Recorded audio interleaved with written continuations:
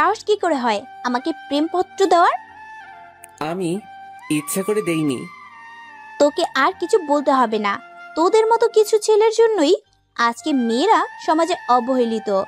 প্রথম দিন ভার্সিটিতে এসেই মেয়েদের প্রেমপত্র দেওয়া শুরু। জানি না সামনে আর কি করবি। তোকে দেখে তো মনে হয় একদম নিষ্পাপ বাচ্চা, কিন্তু তুই যে এমন একটা কাজ করবি তা তোকে দেখে কেউই বুঝতে পারবে না। আর শোন, কখনো কোনো মেয়ের সাথে এই রকম করবি না। মাথা নিচু করে দাঁড়িয়ে আছি। অনেক ছাত্রছাত্রী দাঁড়িয়ে আমাকে দেখছে। কোনো কিছু না করেও এইভাবে সবার সামনে অপমানিত হলাম। অবশ্য অপমানিত হওয়া আমার কাছে নতুন কিছু নয়। সেই ছোটবেলা থেকেই অপমানিত হয়ে আসছি।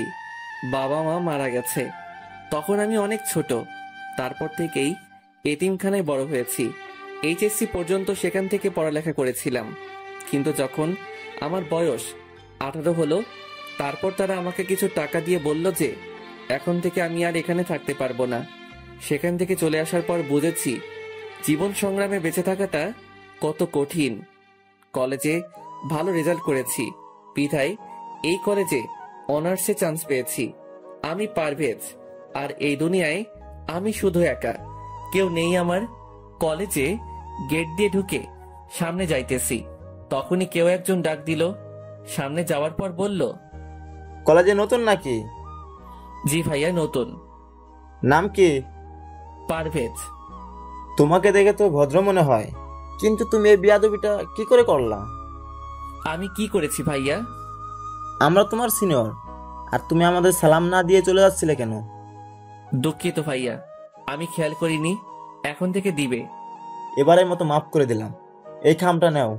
আর ওই যে দেখতেছো যে একটা মেয়ে দাঁড়িয়ে কথা বলছে, ও আমার ফ্রেন্ড। তুমি ক্লাসে যাওয়ার সময় ওই মেয়েটাকে এই খামটা দিবা। এটা খুবই গুরুত্বপূর্ণ একটা কাগজ। আচ্ছা ভাইয়া, দিব। তারপর মেয়েটাকে খাম দেওয়ার পর কি হলো তা তো আপনারা জানেনই। ক্লাসে চলে আসলাম। কিছুক্ষণ পর দেখলাম ওই ছেলেগুলো আর ওই মেয়েটাও ক্লাসে আসছে। তার মানে ছেলেগুলো আমার সিনিয়র নয়।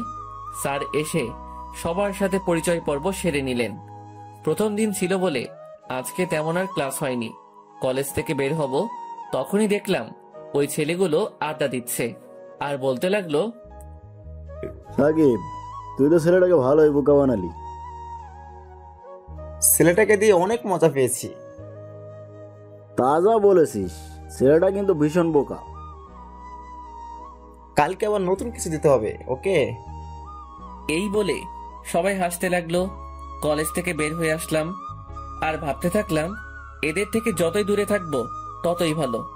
যাই হোক, এক রুমের বাসা ভাড়া করেছিলাম আর এতিমখানা থেকে একটা হোটেলে চাকরির ব্যবস্থা করে দিয়েছিল।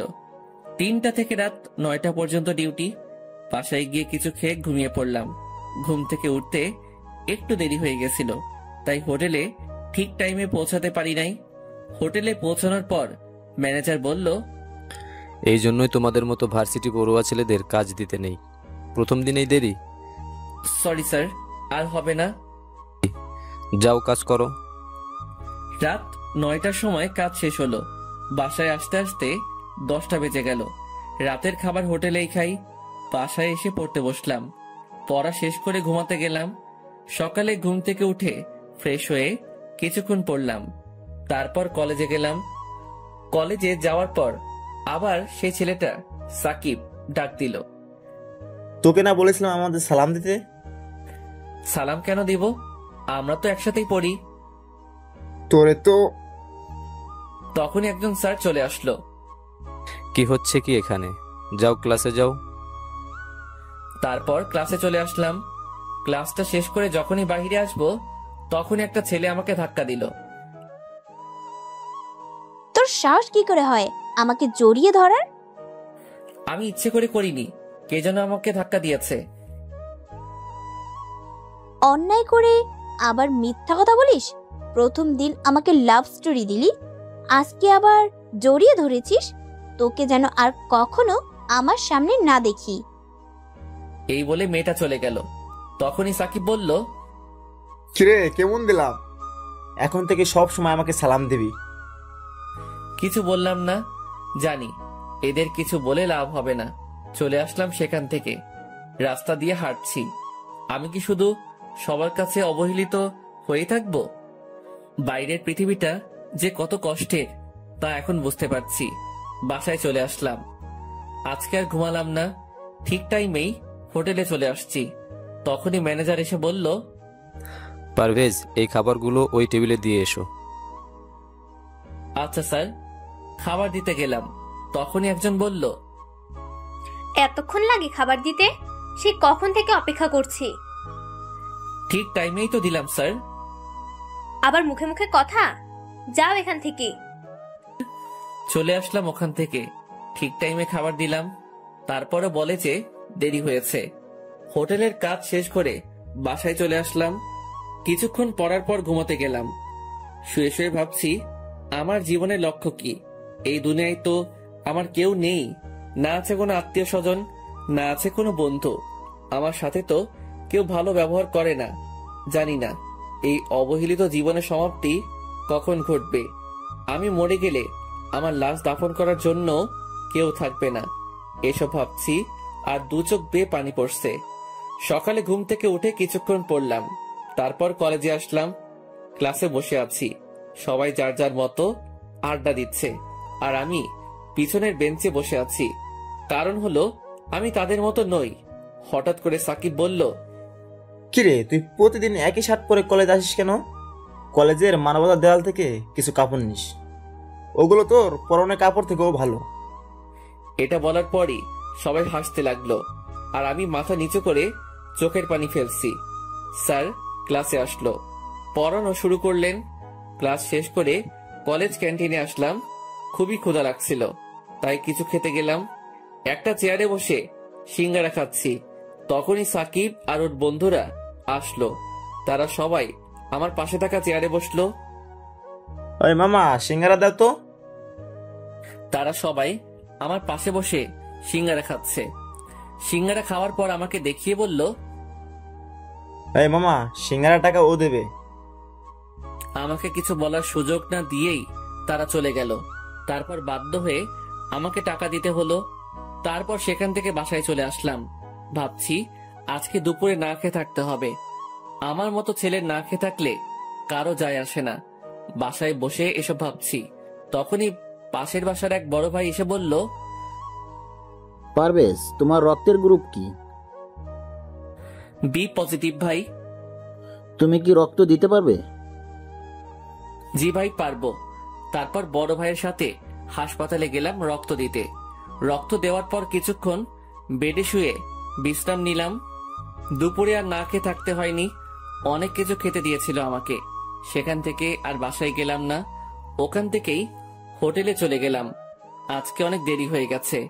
জানি না আজকে গেলে ম্যানেজার কি বলবে। হোটেলে যাওয়ার পরই ম্যানেজার বলল, তোমার কি কোনো দায়িত্ববোধ নেই? তোমাকে বলেছিলাম না যে দেরি করবে না? Sorry sir.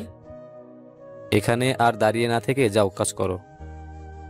কাজ শেষ করে বাসায় আসলাম।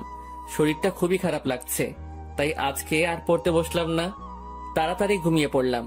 সকালে ঘুম থেকে উঠে কিছুক্ষণ পড়লাম, তারপর কলেজে গেলাম। কলেজে যাওয়ার পর সাকিব ডাক দিল। ওদের ওখানে গিয়ে দেখলাম ওরা সবাই সিগারেট খাচ্ছে। আমি আবার সিগারেটের ধোঁয়া সহ্য করতে পারি না, তাই বললাম, যা বলবেন একটু তাড়াতাড়ি বলবেন। আমি সিগারেটের ধোঁয়া সহ্য করতে পারি না। আমার কথা শুনে ওরা সবাই হাসতে লাগলো। তারপর সাকিব বলল, তোকে তো আজকে এত সহজে ছাড়ছি না। তুই এখন আসমাকে গিয়ে প্রপোজ করবি, তা না হলে তোকে সিগারেট খাওয়াবো। আসমাকে? যার কাছে তুই থাপ্পড় খাইলি সে হলো আসমা। আমি এটা করতে পারবো না। তাহলে তোকে জোর করে সিগারেট খাওয়াবো, তাও আবার অন্য স্টাইলে। এই গাঁজাগুলো সিগারেটের ভিতর ভর, তারপর ওকে জোর করে খাওয়াবো।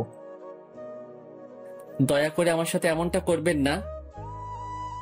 তাহলে যা, আসমাকে প্রপোজ কর। বাধ্য হয়ে প্রপোজ করতে গেলাম। আসমার সামনে গিয়ে মাথা নিচু করে আসমাকে প্রপোজ করলাম।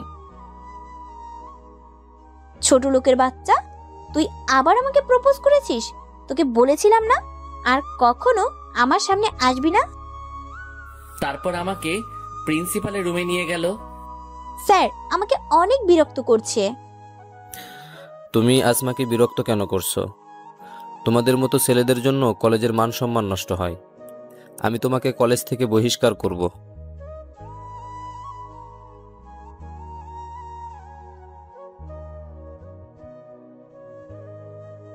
স্যার আমাকে অনেক বিরক্ত করছে। তুমি আসমাকে বিরক্ত কেন করছো? তোমাদের মতো ছেলেদের জন্য কলেজের মান সম্মান নষ্ট হয়। আমি তোমাকে কলেজ থেকে বহিষ্কার করব। আমি প্রিন্সিপালের পায়ে ধরে বলতে লাগলাম, স্যার দয়া করে আমাকে বহিষ্কার করবেন না, আমি আর কখনো এমনটা করব না। যদি আর কখনো তোমার নামে অভিযোগ আসে তাহলে তুমি আর কোনো সুযোগ পাবে না। যাও এখন। তারপর সেখান থেকে চলে আসলাম। ভাবছি আমার সাথেই কেন এমন হয়, আমি তো কারো কোনো ক্ষতি করি নাই, তারপরও তারা কেন আমার পিছনে পড়ে আছে। দোস্ত, ছেলেটার সাথে কিন্তু প্রতিদিন সেই মজা হয়। যা বলেছিস, কালকে আবার ওকে নতুন ভাবে চাপ দেব। আসমাকে দিয়ে ওকে প্রতিদিন মার খাওয়াবো। এই বলে সবাই হাসতে লাগলো। এটা আবার আসমা শুনেছে।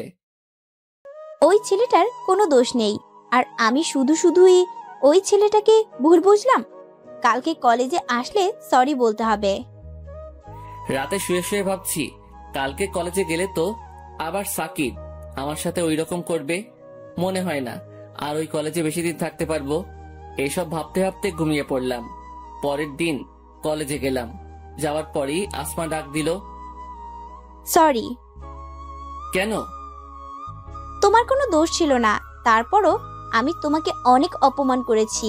গতকালকে আমি সাকিবের কাছ থেকে সব শুনেছি। আমাকে মাফ করে দাও, আমি সত্যি খুব দুঃখিত।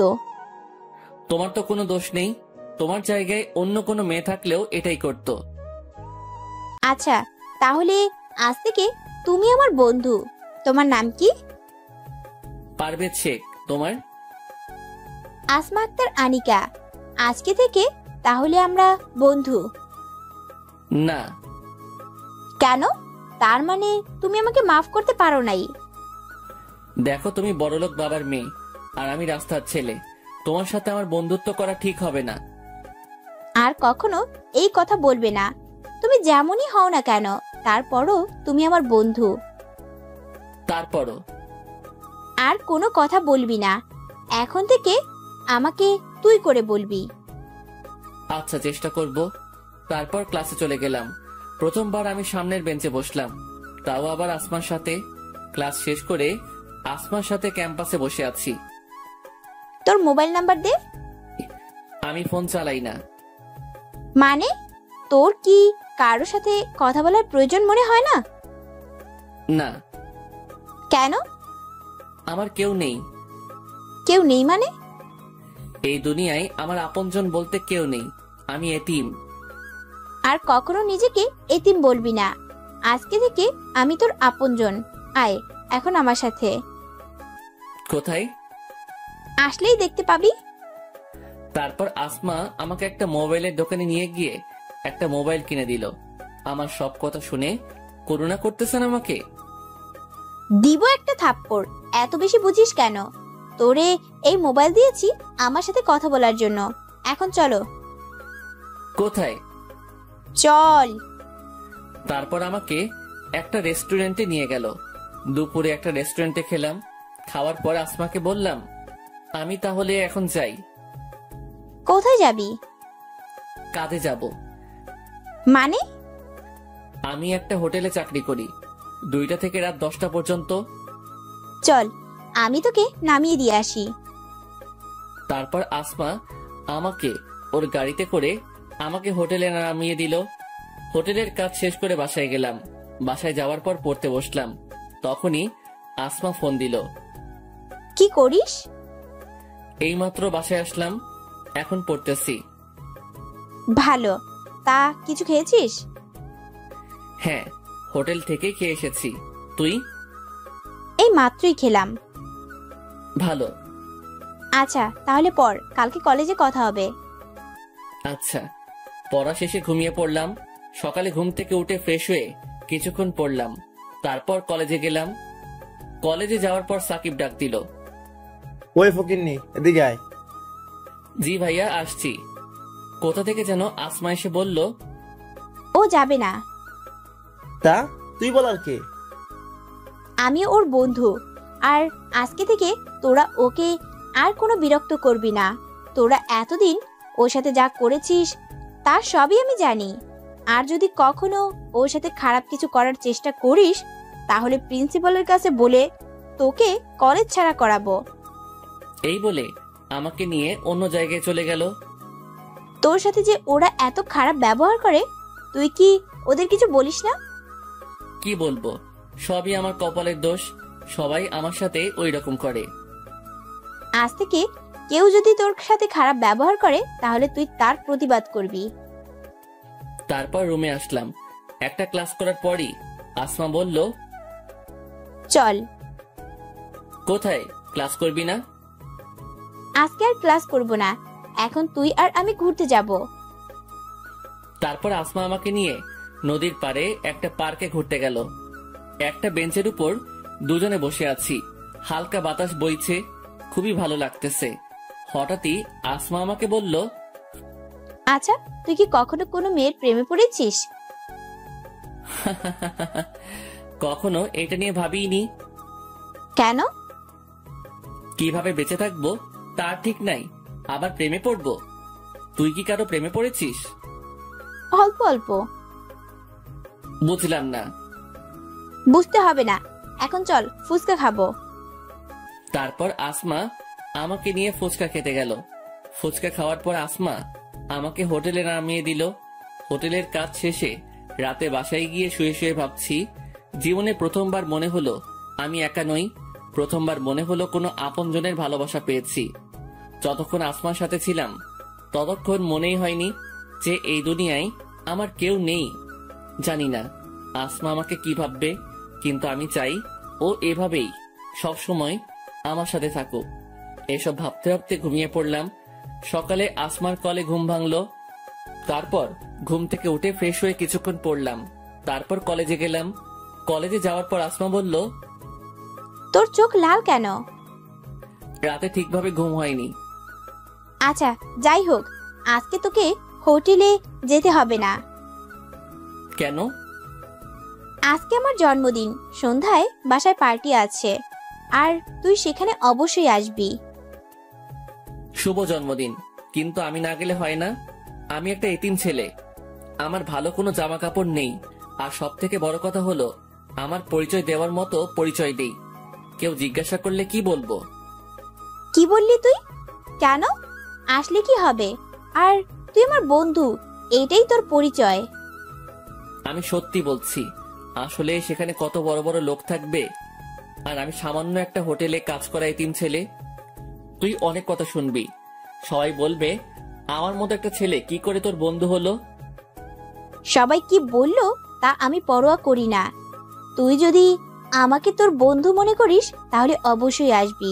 আর এভাবে খালি খালি জন্মদিনের শুভেচ্ছা জানালে হবে না। আমার গিফট কই? ইয়ে মানে গিফট? গিফটের কথা শুনেই আমার মনটা খারাপ হয়ে গেল। আচ্ছা, নিয়ে আসবো।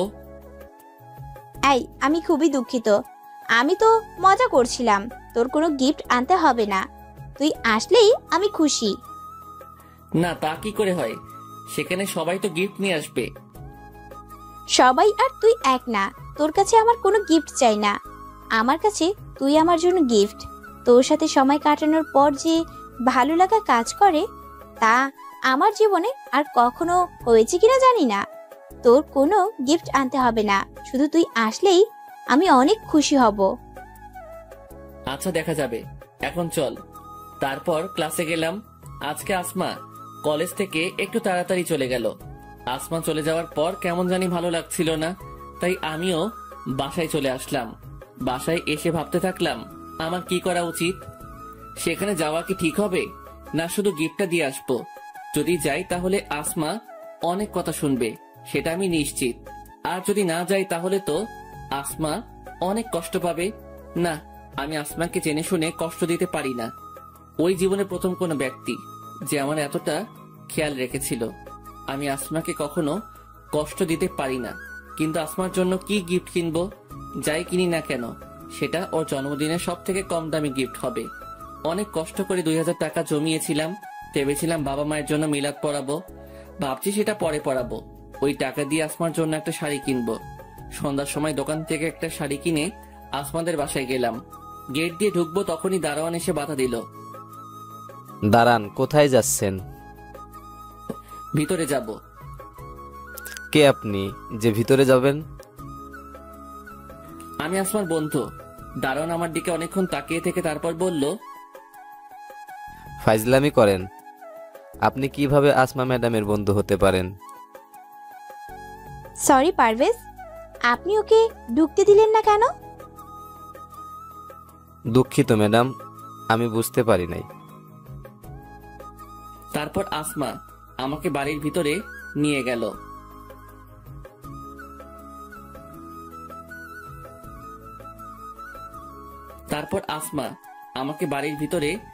গেল। বাড়ির ভিতরে ঢুকেই তো আমি অবাক চোখে তাকিয়ে আছি।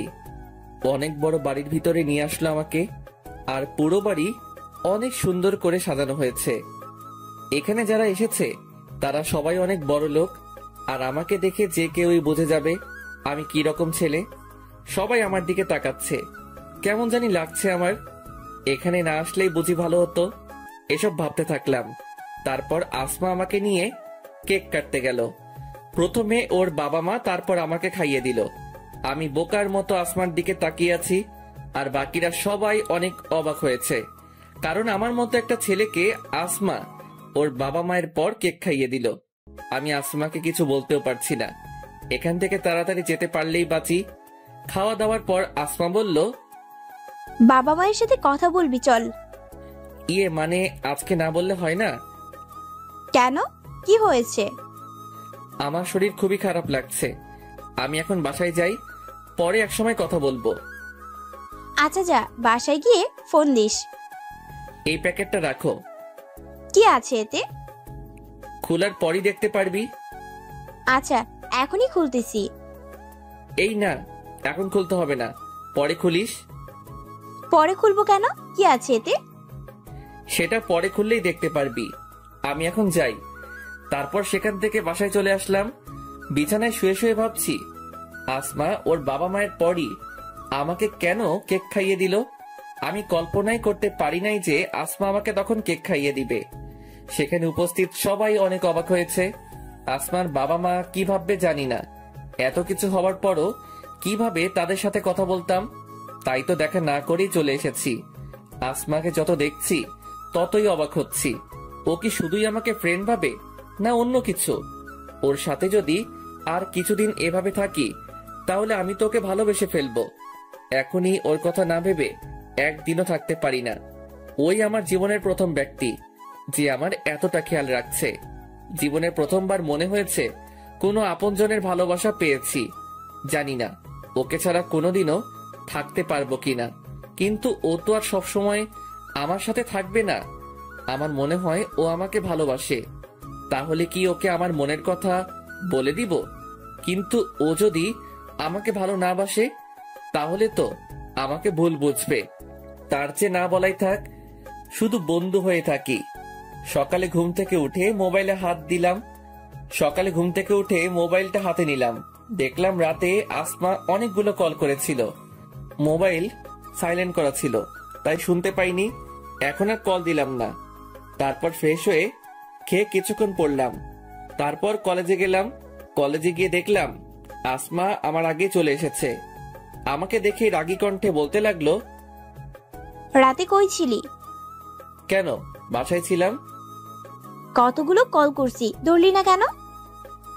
আসলে তোদের ওখান থেকে আসার পরপরই ঘুমিয়ে গেছিলাম, আর মোবাইল সাইলেন্ট করা ছিল, তাই শুনতে পাইনি। তোকে বলেছিলাম না গিফট না আনতে, তারপরও কেন আনলি? কেন, পছন্দ হয়নি? দিব এক থাপ্পড়। পছন্দ হবে না কেন? কত সুন্দর একটা শাড়ি, কিন্তু তুই এত টাকা কিভাবে জোগাড় করলি? এত টাকা কোথায় পেলি? মাত্র 2000 টাকা। তোর জন্মদিনে সব থেকে কম দামি গিফট। টাকা আমার কাছে ছিল। তোকে দেখেই বোঝা যাচ্ছে যে তুই মিথ্যা কথা বলছিস। সত্য কথা বল। আসলে একটু একটু করে ওই টাকাগুলো জমিয়েছিলাম। ভেবেছিলাম বাবা মায়ের নামে মিলাদ পড়াবো। এখন ভাবছি মিলাদ পরে পড়াবো। তার মানে ওই টাকা দিয়েই তুই আমার জন্য শাড়ি কিনেছিস? আসমার দু চোখ বেয়ে পানি পড়ছে, আর সাথে সাথেই আমাকে জড়িয়ে ধরে কাঁদতে কাঁদতে বলল, কেন তুই ওই টাকা দিয়ে শাড়ি কিনতে গেলি? তোর কাছে আমার কোনো গিফট চাই না। আমার কাছে তুই সব থেকে বড় গিফট।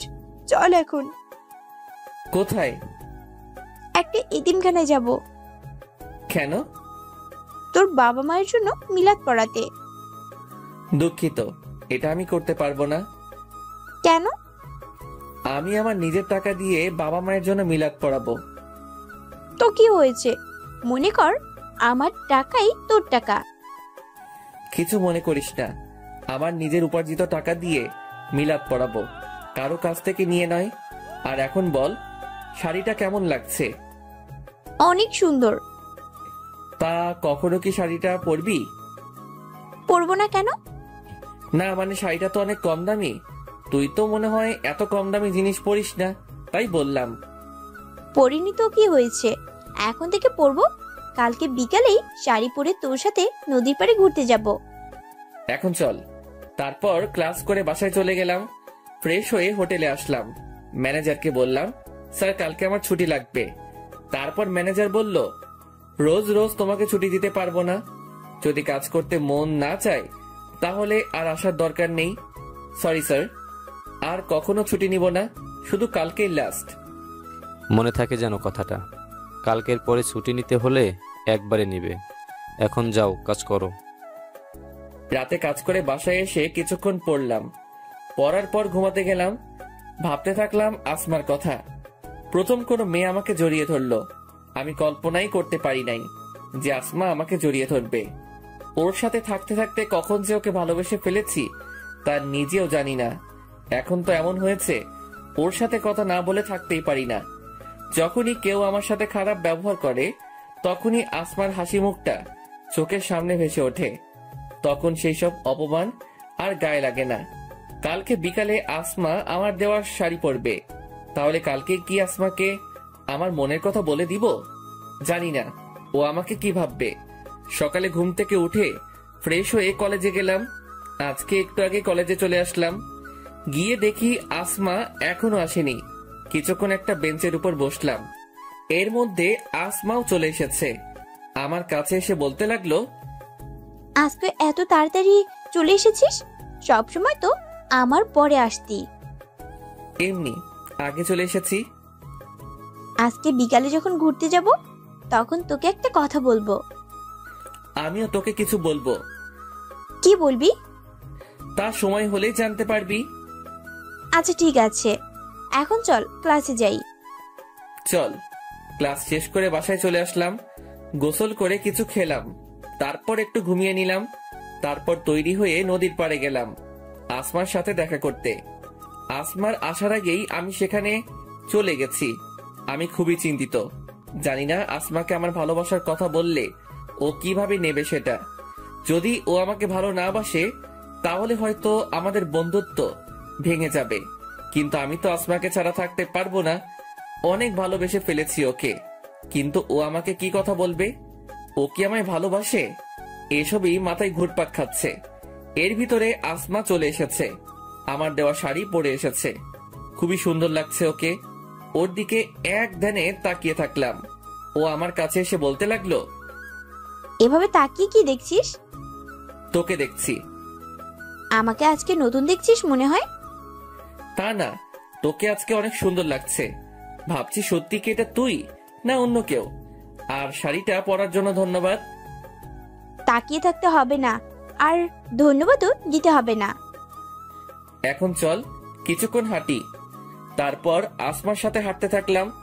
আসমা কথা বলছে আর আমি নির্বাক শ্রোতার মতো ওর কথা শুনছি আর ওকে দেখছি। আজকে আসমাকে খুবই সুন্দর লাগছে।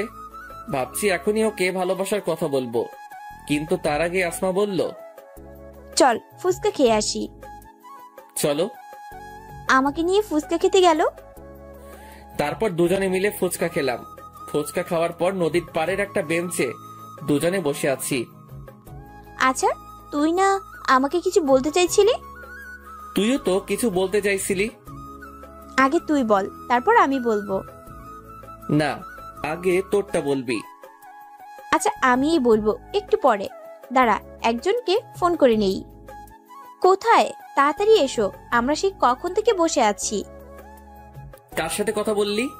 আর কে আসবে? আসলেই দেখতে পাবি। আচ্ছা পারভেজ, মনে কর তুই একজনকে ভালোবাসিস কিন্তু বলতে পারছিস না, কিন্তু হঠাৎ করেই সে যদি তোকে প্রপোজ করে, তাহলে কি করবি? অবশ্যই রাজি হব। আমিও একজনকে ভালোবেসে ফেলেছি। তার মানে ও কি আমাকে ভালোবাসে? খুবই আগ্রহ নিয়ে ওকে জিজ্ঞেস করলাম, কাকে ভালোবাসিস তুই? বলবো একটু পরে, এখন ঝালমুড়ি খাবো দুজনে, আর তার ভিতরে ও চলে আসবে।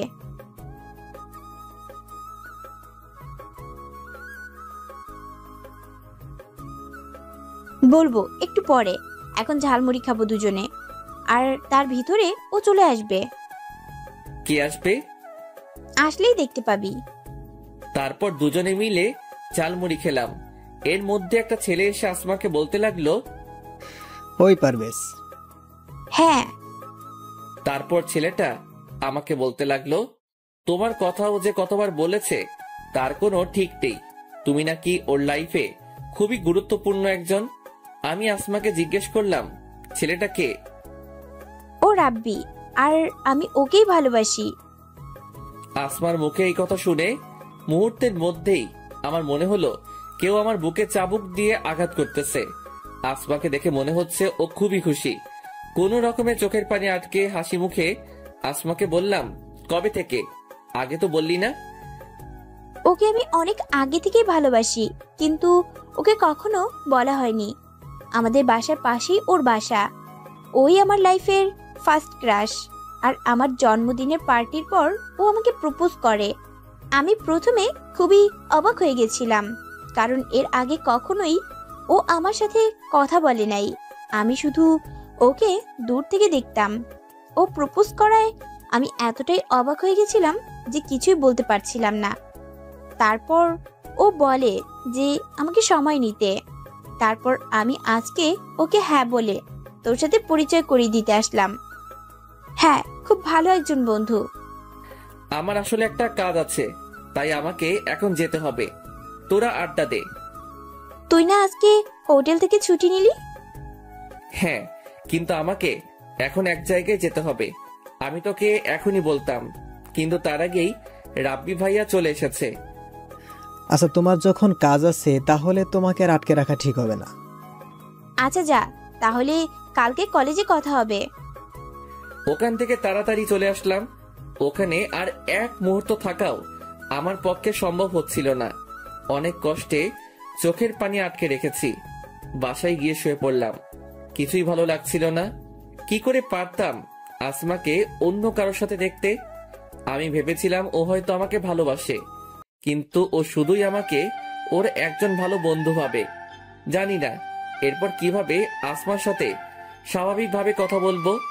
আসমার সাথে পরিচয় হবার পর কিছুদিনের জন্য ভুলেই গেছিলাম যে আমার আসল পরিচয় কি। যখন সবাই অপমান করত তখন অনেক খারাপ লাগতো, আর এখন তার থেকেও অনেক বেশি কষ্ট হচ্ছে। এভাবে অনেকক্ষণ বিছানায় শুয়ে আছি, কিন্তু ঘুম আসছে না। কিভাবে ঘুম আসবে? চোখ বুঝলেই তো আসমার মুখটা ভেসে ওঠে। তবে আজকে একটা ব্যাপার খুবই অদ্ভুত লাগছে। প্রতিদিন তো আসমা এই সময় ফোন দেয়, কিন্তু আজকে তো দিল না।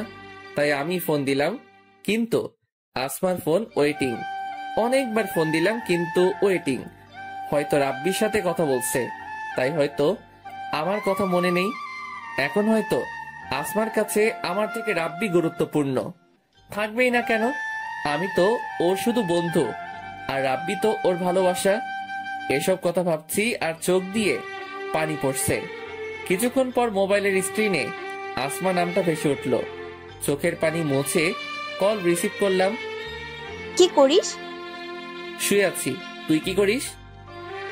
রাব্বির সাথে কথা বললাম এতক্ষণ, তুই তো তাড়াতাড়ি চলে আসলি। জানিস তারপর আমরা কত আড্ডা দিয়েছি? আমার কাজ ছিল তাই তো আগে চলে এসেছি। জানিস রাব্বি আমার প্রতি কত কেয়ারিং। আমি বাসায় আসছি কিনা, খেয়েছি কিনা সবকিছুর খবরও রাখে। ও আমাকে অনেক ভালোবাসে। আমি খুবই ভাগ্যবান যে ওর মতো একজনকে পেয়েছি। ভালো, আমার খুবই ঘুম পেয়েছে, রাখছি এখন। আচ্ছা। চোখের পানি আর কন্ট্রোল করতে পারছিলাম না, তাই তাড়াতাড়ি ফোনটা রেখে দিলাম। নিজের ভালোবাসার মানুষের মুখে যদি অন্য কারো প্রশংসা শুনতে হয় তাহলে এর চেয়ে কষ্টের আর কিছু নাই। আগে আসমা ফোন দিলে আমার খোঁজ খবর রাখতো, আর এখন আসমার খোঁজ খবর অন্য কেউ রাখে। হয়তো আসমা রাব্বির সাথেই অনেক সুখী থাকবে, আমি না হয় আসমার বন্ধু হয়েই সারা জীবন থাকবো।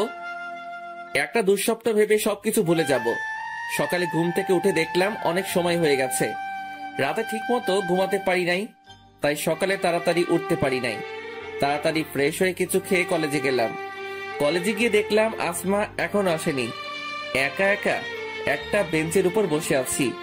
ক্লাসের সময় হয়ে গেল কিন্তু আসমা এখনো এলো না, তাই ফোন দিলাম আসমাকে। কোথায় তুই? কলেজে আসবি না? আজকে আসবো না, রাব্বির সাথে নদীর পাড়ে ঘুরতে আসছি। আচ্ছা ঠিক আছে, রাখছি তাহলে। গতকালকেও তো আসমার সাথে কথা বললাম, তখন তো বলল না যে আজকে কলেজে আসবে না। হয়তো আমাকে বলার প্রয়োজন মনে করেনি। আমি একাই ক্লাস করলাম, তারপর বাসায় চলে আসলাম। বাসায় এসে ফ্রেশ হয়ে হোটেলে যাবার জন্য রওনা দিলাম। রাস্তা দিয়ে হাঁটছি আর ভাবছি কেন যে আসমার সাথে পরিচয় হলো, তাহলে হয়তো এখন কষ্ট পেতাম না। জীবনে সব কিছুতেই তো অবহেলিত হয়ে এসেছি, ভালোবাসার বেলায় তার ব্যতিক্রম কেন হবে? এসব ভাবছি আর হাঁটছি, তখনই দেখলাম আসমা আর রাব্বি বাইকে করে যাচ্ছে। রাব্বি বাইক চালাচ্ছে আর আসমা ওকে পেছন থেকে জড়িয়ে ধরে আছে। আমি আর ওদেরকে ডাক দিলাম না, ওরা ওদের মতো যাচ্ছে। আমি তাড়াতাড়ি হোটেলে চলে গেলাম। আসমাকে অন্য কারোর সাথে দেখলেই খুবই খারাপ লাগে। ও তো এখন খুবই ব্যস্ত, তাই হয়তো আমার খবর নেওয়ার সময় পাইনি। হোটেলে এসে কাজ করতেছিলাম। আজকে কেন জানি কাজ করতেও ভালো লাগছিল না। অন্য মনস্ক হয়ে খাবার নিয়ে একটা টেবিলে গেলাম। অসাবধানতা বশত কিছু খাবার একটা মেয়ের গায়ে পড়লো। ছোট লোক কোথাকার, দেখে কাজ করতে পারিস না? দিলি তো আমার জামাটা নষ্ট করে। জানিস তোর থেকে আমার জামার দাম বেশি। এর ভিতরে ম্যানেজার চলে এসেছে। কি হয়েছে এখানে? এই ছোট লোকটা আমার গায়ে খাবার ফেলে দিয়েছে। আমরা খুবই দুঃখিত ম্যাম, দয়া করে আর রাগারাগি করবেন না, তাতে আমাদের হোটেলের সম্মান নষ্ট হবে। আমরা ওর বিচার করব। পারভেজ, তুমি আমার সাথে এসো। ম্যানেজার আমাকে নিয়ে একটা রুমে গেল, তারপর বলতে লাগলো, তোমার কি কাজ করার ইচ্ছা নেই? মাঝে মাঝে ছুটি নাও, সময় মতো আসো না। তার উপর আবার আজকে যে ঘটনা ঘটালে, এরপর আর তোমাকে কাজে রাখা সম্ভব নয়। স্যার দয়া করে আমাকে কাজ থেকে বের করে দিবেন না, কথা দিচ্ছি এরপর আর আমার নামে কোনো অভিযোগ আসতে দিব না। মাফ করতে পারি এক শর্তে, এখন গিয়ে ওই মেয়েটার কাছে সরি বলবে। সে যদি মাফ করে তাহলেই তোমার চাকরি থাকবে। ঠিক আছে স্যার। তারপর মেয়েটার কাছে গিয়ে বললাম, সরি ম্যাম, আমাকে মাফ করে দিন, আমার ভুল হয়ে গেছে। দিলাম মাফ করে, এখন যা। হোটেলের কাজ করে রাতে বাসায় আসলাম। বিছানায় শুয়ে শুয়ে ভাবছি দুনিয়াটা বড় অদ্ভুত। অপরাধ না করেও মাপ চাইতে হলো। আর মেয়েটা যা বলেছে ঠিকই বলেছে, আমার থেকে তার জামার দামও অনেক বেশি। আসমাকে কল দিলাম কিন্তু ওয়েটিং। অনেকবার কল দিলাম কিন্তু ওয়েটিং। বিছানায় শুয়ে আছি, ভাবছি আসমা হয়তো কল দিবে, কিন্তু অনেক সময় হয়ে গেল কিন্তু কল দিল না। ওর কাছে কি আমি এতটাই মূল্যহীন যে একবার আমাকে কল দিতেও পারলো না? ওকে তো আর আমি ভালোবাসতে বলছি না, আমি তো শুধু ওর বন্ধু হয়েই থাকতে চাইছিলাম। এগুলো ভাবতে ভাবতে একটা সময় ঘুমিয়ে গেলাম। সকালে ঘুম থেকে উঠেই আগে ফোনটা হাতে নিলাম, কিন্তু যে আশায় হাতে নিয়েছিলাম তা পূরণ হয়নি। আসমা আমাকে একটিবারও কল করেনি। হয়তো ওর কাছে এখন রাব্বি সব। ফ্রেশ হয়ে কিছুক্ষণ পড়লাম, কিন্তু পড়ায় একদমই মন বসছিল না। তারপরও পড়ার চেষ্টা করলাম। পড়া শেষে কিছু খেয়ে কলেজে আসলাম। গিয়ে দেখি আসমা এখনো আসেনি, তাই একা একা একটা বেঞ্চের উপর বসে সময় কাটালাম। ক্লাস শুরু হওয়ার কিছুক্ষণ আগে আসমা আসলো। এত দেরি হলো কেন আজকে? আর বলিস না, গতকাল অনেক রাত পর্যন্ত রাব্বির সাথে কথা বলেছিলাম, তাই ঘুম থেকে উঠতে দেরি হয়েছে। রাতে তোকে অনেকবার কল দিয়েছিলাম। সরি, আমি খেয়াল করিনি। রাব্বির সাথে কথা বলে ঘুমিয়ে গেছিলাম, তাই মনে ছিল না। প্লিজ কিছু মনে করিস না। আরে না, মনে করার কি আছে? আচ্ছা, বিকালে তোর সাথে নদীর পাড়ে ঘুরতে যাব, ঠিক আছে? না, বিকালে যাওয়া যাবে না। হোটেল থেকে আমাকে ছুটি দিবে না। তাহলে কালকে কলেজ ডেমে যাব, ঠিক আছে? আচ্ছা। তারপর ক্লাস করে বাসায় চলে আসলাম। আজকে অনেক খুশি লাগছে, কারণ কালকে আসমার সাথে ঘুরতে যেতে পারবো। এখন তাড়াতাড়ি রেডি হয়ে হোটেলে যেতে হবে। দেরি করলে চাকরি থাকবে না, আমাকে আর কোনো সুযোগও দিবে না। ঠিক সময়ে হোটেলে চলে আসলাম। তারপর নিজের কাজ করতে লাগলাম। আমাকে দেখে ম্যানেজার বলতে লাগলো, প্রতিদিন এভাবে ঠিক সময়ে আসবে আর ভালোভাবে কাজ করবে। জি স্যার। আজকে কাজ করেও কেন জানি অনেক আনন্দ পাচ্ছি। হয়তো আসমার জন্য, কারণ কালকে ওর সাথে নদীর পাড়ে ঘুরতে যাব। অনেকদিন পর আসমার সাথে আড্ডা দিব, ভাবতেই অনেক ভালো লাগছে। কাজ করে বাসায় চলে আসলাম। ফ্রেশ হয়ে কিছুক্ষণ পড়লাম। তারপর ভাবছি আসমাকে একটা ফোন দিব। যেই বাবা সেই কাজ, আসমাকে ফোন দিলাম, কিন্তু ফোন ওয়েটিং। অনেকবার ফোন দিলাম, তাও ওয়েটিং। তোর মুডটাই খারাপ হয়ে গেল। আরে, আমি এত চিন্তা করছি কেন? কালকে তো আসমার সাথে কথা হবেই, এই ভেবে ঘুমিয়ে পড়লাম। সকালে কলেজে গিয়ে দেখলাম আসমা এখনো আসেনি। আগে আসমা সব সময় আমার আগেই কলেজে আসতো। ইদানিং দেখছি আসমা কলেজে খুবই লেট করে আসে। হয়তো রাতে রাব্বির সাথে কথা বলে, তাই সকালে ঘুম থেকে উঠতে দেরি হয়। মন খারাপ করে একটা বেঞ্চের উপর বসে রইলাম। কিছুক্ষণ পর আসমা আসলো।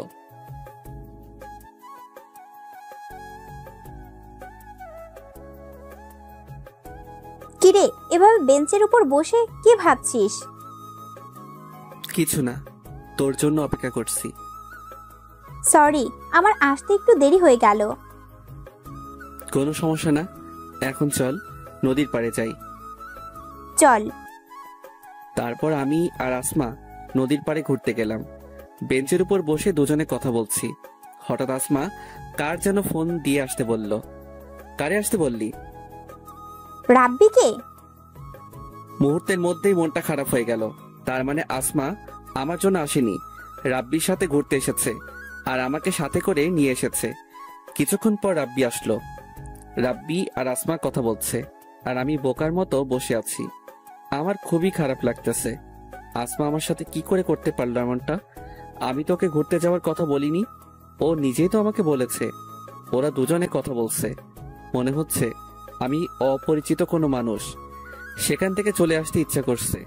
হঠাৎ করে আসমা বলল, আমার প্রচুর পানি পিপাসা লাগছে। পারভেজ, তুমি গিয়ে এক বোতল পানি কিনে নিয়ে আসো প্লিজ। আচ্ছা, তোমরা কথা বলো, আমি নিয়ে আসছি। মনে হচ্ছে ওদের সেবা করার জন্যই আমাকে নিয়ে আসছে। আমাকে এখানে এনে এইভাবে অপমান না করলেও পারতো আসমা। পানি নিয়ে বেঞ্চের এই জায়গায় আসলাম। এসে দেখি ওরা নাই। তারপর ওদের খুঁজতে লাগলাম। হঠাৎ দেখলাম ওরা অন্য এক জায়গায় বসে কথা বলছে। আমি পিছন দিকে ছিলাম, আর সেখানে অনেক গাছও ছিল, যার কারণে ওরা আমাকে দেখতে পায়নি। আমি ওদের কাছাকাছি আসতেই শুনতে পেলাম, আসমা তোমাকে কিছু বলতে চায়, জানি না তুমি কিভাবে নেবে। আমি কিছুই মনে করব না, তুমি বলো। পারভেজকে আমার মোটেই সুবিধার মনে হচ্ছে না। মানে কি বলছো তুমি? দেখো আসমা, একটা ছেলে আর একটা মেয়ে কখনো শুধু বন্ধু হয়ে থাকতে পারে না। শুধু আমিই না, সবাই বলবে এটা। তুমি পারভেজকে শুধু বন্ধু ভাবলেও আমার মনে হয় সে তোমাকে অন্য কিছু ভাবে। তুমি যখন ওই দিন পারভেজকে বলেছিলে যে তুমি আমাকে ভালোবাসো, তখন পারভেজকে দেখে মনে হয়েছিল ও একদমই খুশি হয়নি, আর তাই হয়তো ও কাজের বাহানা দিয়ে চলে গেছিল। দেখো, আমি পারভেজকে শুধুই আমার একজন ভালো বন্ধু মনে করি। আমি জানি সেটা, কিন্তু এখানে কথা হচ্ছে যে পারভেজ তোমাকে কি ভাবে। আর কোনো ফ্রেন্ডই চাইবে না তার প্রেমিকার কোনো ছেলে ফ্রেন্ড থাকুক। তুমি শুধু শুধুই পারভেজকে সন্দেহ করছো, আর ও তো আমাকে বলেনি যে ও আমাকে ভালোবাসে। তুমি শুধুই অযথা টেনশন করছো। দেখো আসমা, ও তোমার ভালো বন্ধু, তাই হয়তো এখন তুমি এই কথা বলছো, কালকে যখন ও আমার নামে তোমাকে বলবে যে আমি অন্য মেয়েকে নিয়ে ঘুরি, তখন তুমি সত্যিটা না জেনেই আমাকে সন্দেহ করবে। আর বেশিরভাগ সম্পর্কই এই জন্যই নষ্ট হয়। আর একজন মানুষের কাছে দুইজন সমান গুরুত্বপূর্ণ হতে পারে না। আর আমি চাই না যে তুমি পারভেজের সাথে কথা বলো। আর তোমার কাছে কে বেশি গুরুত্বপূর্ণ, আমি নাকি পারভেজ? এটা কেমন প্রশ্ন রাব্বি? তোমরা দুজনে আমার লাইফে সমান গুরুত্বপূর্ণ। তোমাকে আমি ভালোবাসি আর পারভেজ আমার বন্ধু। আর কোনো কারণ ছাড়া কিভাবে আমি পারভেজের সাথে সম্পর্ক নষ্ট করতে পারি? আচ্ছা, তোমার পারভেজের সাথে সম্পর্ক নষ্ট করতে হবে না। যদি কোনোদিন পারভেজ তোমাকে প্রপোজ করে তখন? আশা করি এমন দিন কখনো আসবে না। যদি এমনটা হয় তাহলে ওর সাথে আর কোনো সম্পর্ক থাকবে না। আচ্ছা, এখন এসব কথা বাদ দেই। আচ্ছা, তোমরা কথা বলো, আমি যাই। কেন? তুইও আমাদের সাথে থাক না, তোরা আড্ডা দে। যেতে হবে। আচ্ছা, যাও। তারপর আমি ওদের ওখান থেকে চলে আসলাম। আমি চাই না আমার জন্য ওদের সম্পর্কটা নষ্ট হোক, তাই ওদের আর বিরক্ত করলাম না। বাসায় এসে গোসল করলাম, তারপর কিছুক্ষণ শুয়ে থেকে হোটেলে গেলাম। আজকেও ঠিক সময় চলে আসলাম, তাই ম্যানেজারের আর বকা খেতে হলো না। কাজগুলো ঠিকভাবে করতে লাগলাম। রাতে বাসায় এসে শুয়ে শুয়ে ভাবছি, এখন থেকে আসমাকে ভুলে থাকার চেষ্টা করতে হবে। জানি ওকে ভুলে থাকা আমার পক্ষে খুবই কঠিন, কিন্তু এছাড়া আর কোনো পথ নেই। আমার ভালোবাসা কোনোদিনও সফল হবে না, বরং এভাবে চলতে থাকলে কোনোদিন জানি আসমাকে প্রপোজ করে বসি। তখন হয়তো ও আমাকে অনেক খারাপ ভাববে আর বন্ধুত্বটাও নষ্ট করে দিবে। তাই এখন থেকে কলেজে যতটা সম্ভব ওর সাথে কম কথা বলতে হবে, তাহলে হয়তো ওর মায়ায় পড়বো না। রাতে আর আসমাকে ফোন দিলাম না। সকালে ঘুম থেকে উঠে ফ্রেশ হয়ে কলেজে গেলাম। ক্লাস শুরু হওয়া মাত্র কিছুক্ষণ আগে গেলাম, গিয়ে দেখি আমার আগেই আসমা চলে এসেছে। ক্লাসের সময় হয়ে গেছে, তাই আর আসমার সাথে তেমন কথা হয় নাই। তারপর ক্লাস করে ওর সাথে কিছুক্ষণ আড্ডা দিয়ে বাসায় চলে আসলাম। আগের তুলনায় অনেক কম কথা বললাম। বাসায় এসে ফ্রেশ হয়ে কিছুক্ষণ রেস্ট নিলাম। তারপর হোটেলে গেলাম। কাজ করতে করতে হঠাৎ একটা টেবিলের দিকে তাকিয়ে অবাক হয়ে গেলাম, কারণ সেখানে রাব্বি ছিল আর ওর পাশে একটা মেয়ে বসা ছিল। তারপর একটু আড়ালে গিয়ে ওদের কথা শুনতে লাগলাম। বাবু, তুমি এখন আর আমার সাথে আগের মতো কথা বলো না কেন? আসলে বাবু, ইদানিং একটু ব্যস্ত ছিলাম তো, তাই এখন থেকে তোমাকে অনেক সময় দেব। রাগ করো না বাবু, আমি তোমাকে অনেক ভালোবাসি। আমি জানি আমার বাবুটা আমাকে অনেক ভালোবাসে। ওদের কথা শুনে তো আমি অবাক হয়ে গেছি। তার মানে রাব্বি আসমাকে ধোকা দিচ্ছে আর ও একটা প্লে বয়। না জানি আরো কত মেয়ের সাথে সম্পর্ক আছে ওর। কাজ শেষ করে বাসায় এসে শুয়ে শুয়ে ভাবছি, আসমাকে যদি রাব্বির কথা বলি তাহলে হয়তো ও বিশ্বাস করবে না, কারণ ওই দিন রাব্বি ওকে পার্কে যেভাবে বলেছে তার জন্য হয়তো আমাকে ভুলও বুঝতে পারে। কিন্তু এটা যদি না বলি তাহলে হয়তো পরবর্তীতে ওর অনেক ক্ষতিও হতে পারে। আর যা বুঝলাম, রাব্বি মোটেও ভালো না। না ও আমাকে ভুল বুঝলেও আমাকে এই কথাটা ওকে বলতেই হবে, নয়তো ওর অনেক ক্ষতি হবে। আর আমি চাই না আসমার কোনো ক্ষতি হোক। পরের দিন কলেজে গিয়ে আসমার আসার অপেক্ষা করতে লাগলাম। কিছুক্ষণ পর আসমা আসলো। আসমা, আমি তোকে কিছু বলতে চাই, জানি না তুই কি মনে করবি। আমি কিছুই মনে করব না, তুই বল। তারপর আমি ওদের সব কথা শুনলাম। পারভেজ, তোর সাহস কি করে হয় রাব্বির সম্পর্কে এসব কথা বলার? তোকে আমি আমার একজন ভালো বন্ধু মনে করতাম, কিন্তু তোর চিন্তা ভাবনা যে এতটা খারাপ তা আগে জানা ছিল না। রাব্বির সাথে আমার সম্পর্ক নষ্ট করা তোর কি লাভ? ও বুঝেছি, ভালোবাসিস আমায়। তুই ভাবলি কি করে তোকে আমি ভালোবাসবো?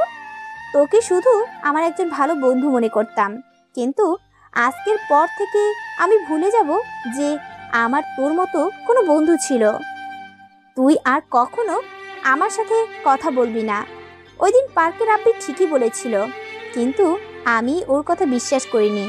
যা আমার সামনে থেকে। চোখের পানি মুছে সেখান থেকে চলে আসলাম। আসমা রাব্বির ভালোবাসায় অন্ধ হয়ে গেছে, তাই ওর আমার কথা বিশ্বাস হচ্ছে না। কিন্তু ও যে আমাকে কলেজে সবার সামনে থাপ্পড় মারবে তা আমি কল্পনাও করিনি। কিন্তু আমি আসমাকে কি করে বিশ্বাস করাবো যে আমি যা বলেছি সব সত্যি? আমি জেনে শুনে কিভাবে আসমার ক্ষতি হতে দিতে পারি? ও আমাকে ভালো না বাসলেও আমি তো বাসি। তারপর সেখান থেকে ক্লাসে চলে গেলাম। আসমার সাথে পরিচয় হওয়ার পর এই প্রথমবার ও আমার সাথে একই বেঞ্চে বসে নাই। আমি আগে থেকে সামনের বেঞ্চে বসেছিলাম। ভেবেছিলাম হয়তো তখন রাগের মাথায় অনেক কিছু বলে ফেলেছে, এখন ঠিকই আমার পাশে বসবে। কিন্তু আমার ধারণা ভুল প্রমাণ করে দিয়ে ও আমার পিছনের বেঞ্চে বসলো। অনেক কষ্টে ক্লাস করলাম। ক্লাস শেষ হবার পর আসমা আমাকে রেখেই একা চলে গেছে। আসমার এই অবহেলায় খুবই কষ্ট হচ্ছে। আমি কলেজ থেকে বাসায় চলে আসলাম। ফ্রেশ হয়ে কিছুক্ষণ রেস্ট করলাম, তারপর হোটেলে চলে আসলাম। পারভেজ আমার সাথে এমনটা করবে কখনো কল্পনাও করিনি। শেষ পর্যন্ত রাব্বির কথাই সত্যি হলো। সেদিন যদি ওর কথা বিশ্বাস করতাম তাহলে আজকে এই দিনটা দেখতে হতো না। পারভেজের চিন্তা ভাবনা এতটা খারাপ তা আগে বুঝতে পারি নাই। বিকেলে রাব্বির সাথে নদীর পাড়ে ঘুরতে গেলাম। কি ব্যাপার আসমা, তোমার মন কি খারাপ? কখনো ভাবতেই পারি নাই যে আমার জীবনে এরকম ঘটনা ঘটবে। কি হয়েছে? পারভেজ যে এতটা খারাপ তা আগে জানা ছিল না। ওকে আমি আমার একজন ভালো বন্ধু মনে করতাম। ওর কত বড় সাহস তোমার সম্পর্কে বাজে কথা বলে। কি বলেছে? তোমাকে নাকি ও কোন মেয়ের সাথে দেখেছে, তোমরা নাকি একে অপরকে ভালোবাসো। কথাটা শুনে আমার এতটা রাগ হয়েছিল যে সাথে সাথেই ওকে থাপ্পড় মেরেছি আর ওর সাথে বন্ধুত্ব শেষ করেছি। সেদিন তোমার কথা বিশ্বাস না করে অনেক বড় ভুল করে ফেলেছি।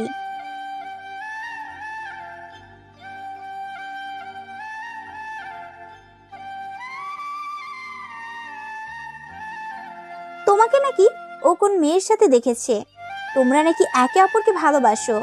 কথাটা শুনে আমার এতটা রাগ হয়েছিল যে সাথে সাথেই ওকে থাপ্পড় মেরেছি আর ওর সাথে বন্ধুত্ব শেষ করেছি। সেদিন তোমার কথা বিশ্বাস না করে অনেক বড় ভুল করে ফেলেছি। যা হবার হয়েছে, এটা নিয়ে আর চিন্তা করো না। তুমি যা করেছো ভালোই করেছো। সেই দিন তো আমার কথা বিশ্বাস করলে না, আর এখন নিজেই তো দেখলে। আমার আগেই সন্দেহ হয়েছিল। ওকে দেখে আমার মোটেই ভালো ছেলে মনে হয়নি। ও তোমার টাকা দেখে তোমার সাথে বন্ধুত্ব করেছে, তারপর তোমাকে ভালোবাসার ফাঁদে ফেলে সব সম্পত্তি ওর নামে করতে চেয়েছিল। ঠিকই বলেছো, কিন্তু ওর আর সেই সুযোগ কখনোই পাবে না। আচ্ছা, এখন এসব কথা বাদ দাও, চলো আমরা সামনের দিকটায় যাই। ওরা ওদের মতো ঘুরতে থাকে। আমি হোটেলে এসে কাজ করতে লাগলাম। কাজ শেষ করে রাতে বাসায় আসলাম। বিছানায় শুয়ে শুয়ে ভাবছি আবার আমি একা হয়ে গেলাম। আসমাকে কি করে বোঝাবো যে রাব্বি ভালো ছেলে নয়? আমার নাম্বারও ব্ল্যাক লিস্টে রেখেছে। ও রাব্বির ভালোবাসায় অন্ধ হয়ে গেছে। একদিন আগেও কলেজে সবাই জানতো আমরা দুজন খুব ভালো বন্ধু, আর আজকে সে আসমাই আমাকে সবার সামনে থাপ্পড় মারলো। এতটা অন্ধভাবে কাউকে ভালোবাসা উচিত নয়। ও একবার পরীক্ষা করে দেখতে পারতো যে আমি সত্যি বলছি না মিথ্যা। কালকে কলেজে যাওয়ার পর আসমাকে আবার বোঝাতে হবে। ও আমাকে যতই অপবাদ করুক না কেন, ওর সামনে আমাকে সত্যিটা তুলে ধরতেই হবে।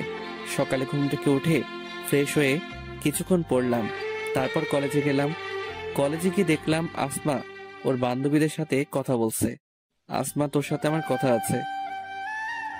তোকে বলেছি না তুই কখনো আমার সামনে আসবি না আর কখনো আমার সাথে কথা বলবি না, তারপরও বেহায়ের মতো কেন আবার আমার কাছে এসেছিস?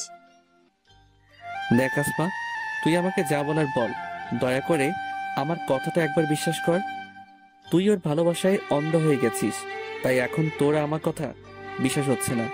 তুই একবার চিন্তা করে দেখ, আমি সত্যি বলছি না মিথ্যা। অনেক হয়েছে, আর একবারও রাব্বির সম্পর্কে বাজে কথা বলবি না। তোর কপাল ভালো যে আমি তোর মতো একটা ছেলের সাথে বন্ধুত্ব করেছিলাম, কিন্তু তুই আমার সেই বন্ধুত্বের সুযোগ নিলি। তোর কি মনে হয় রাব্বির সম্পর্কে এসব বললেই আমি রাব্বিকে ভুল বুঝবো, তারপর তোকে ভালোবাসবো? তোর কি মনে হয় আমি কিছু বুঝি না?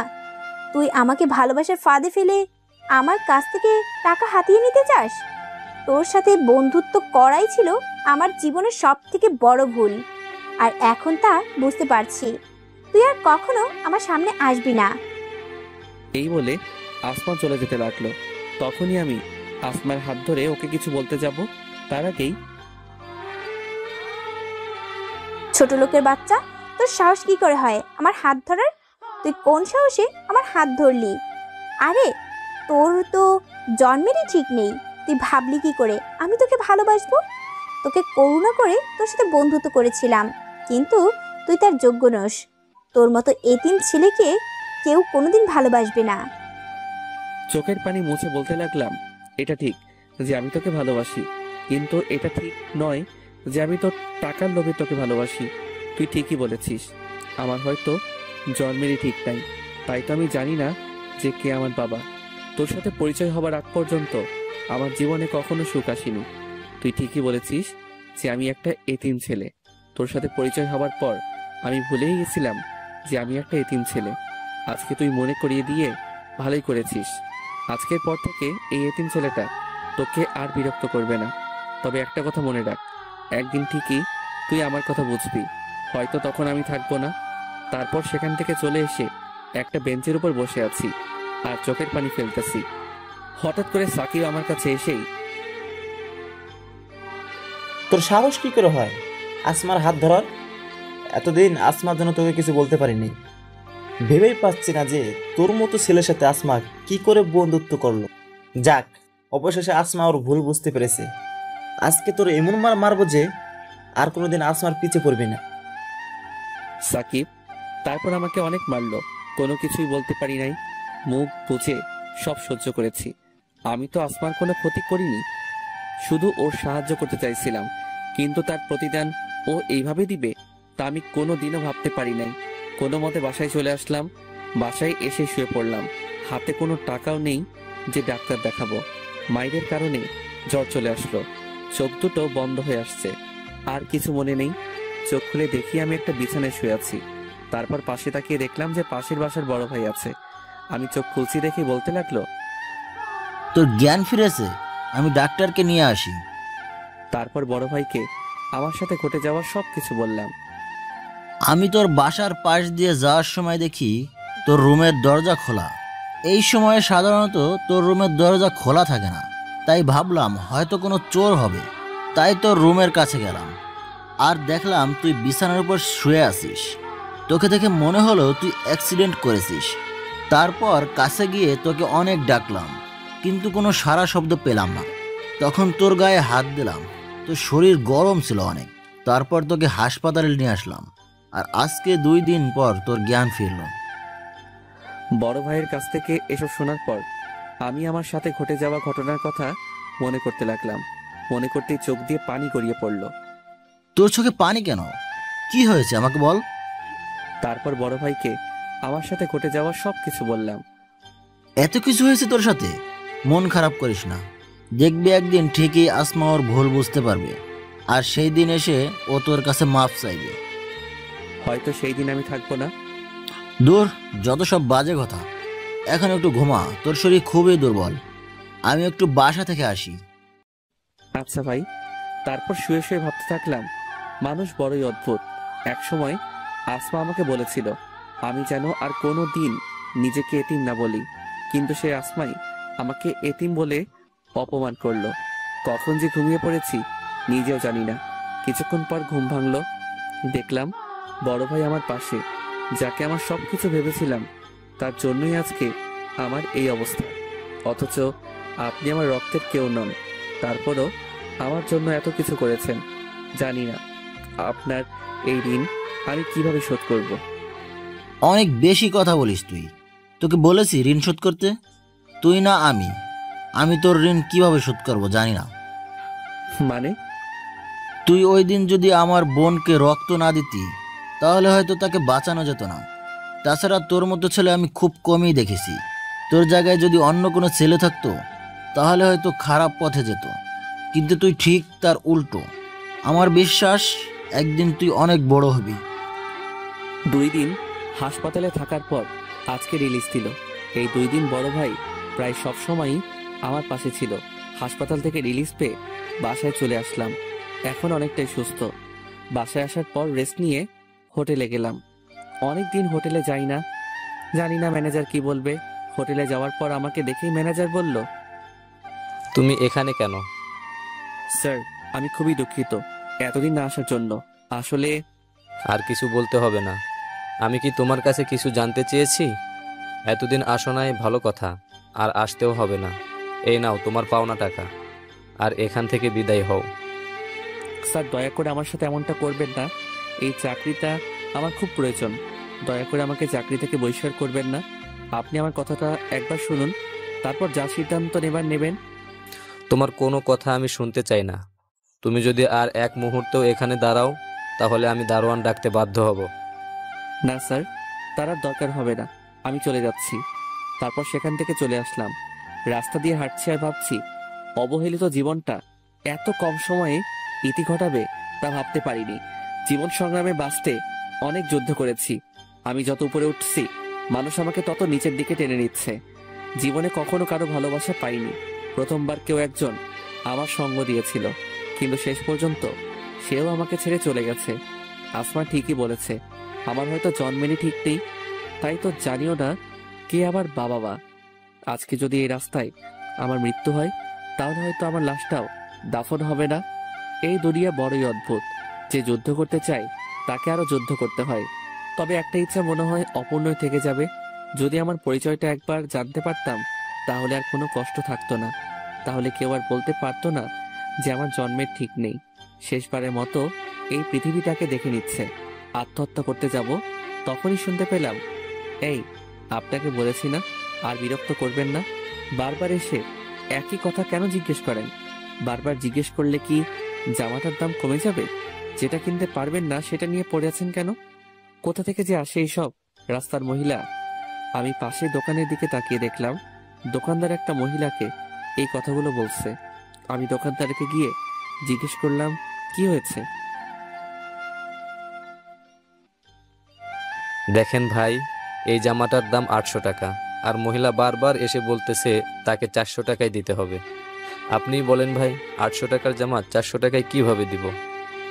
তারপর আমি সেই মহিলাকে জিজ্ঞেস করলাম, আপনি এই জামাটা দিয়ে কি করবেন? বাবা, এই জামাটা আমার মেয়ের জন্য কিনতে চেয়েছিলাম। আমার মেয়েটা ক্লাস 8-এ পড়ে।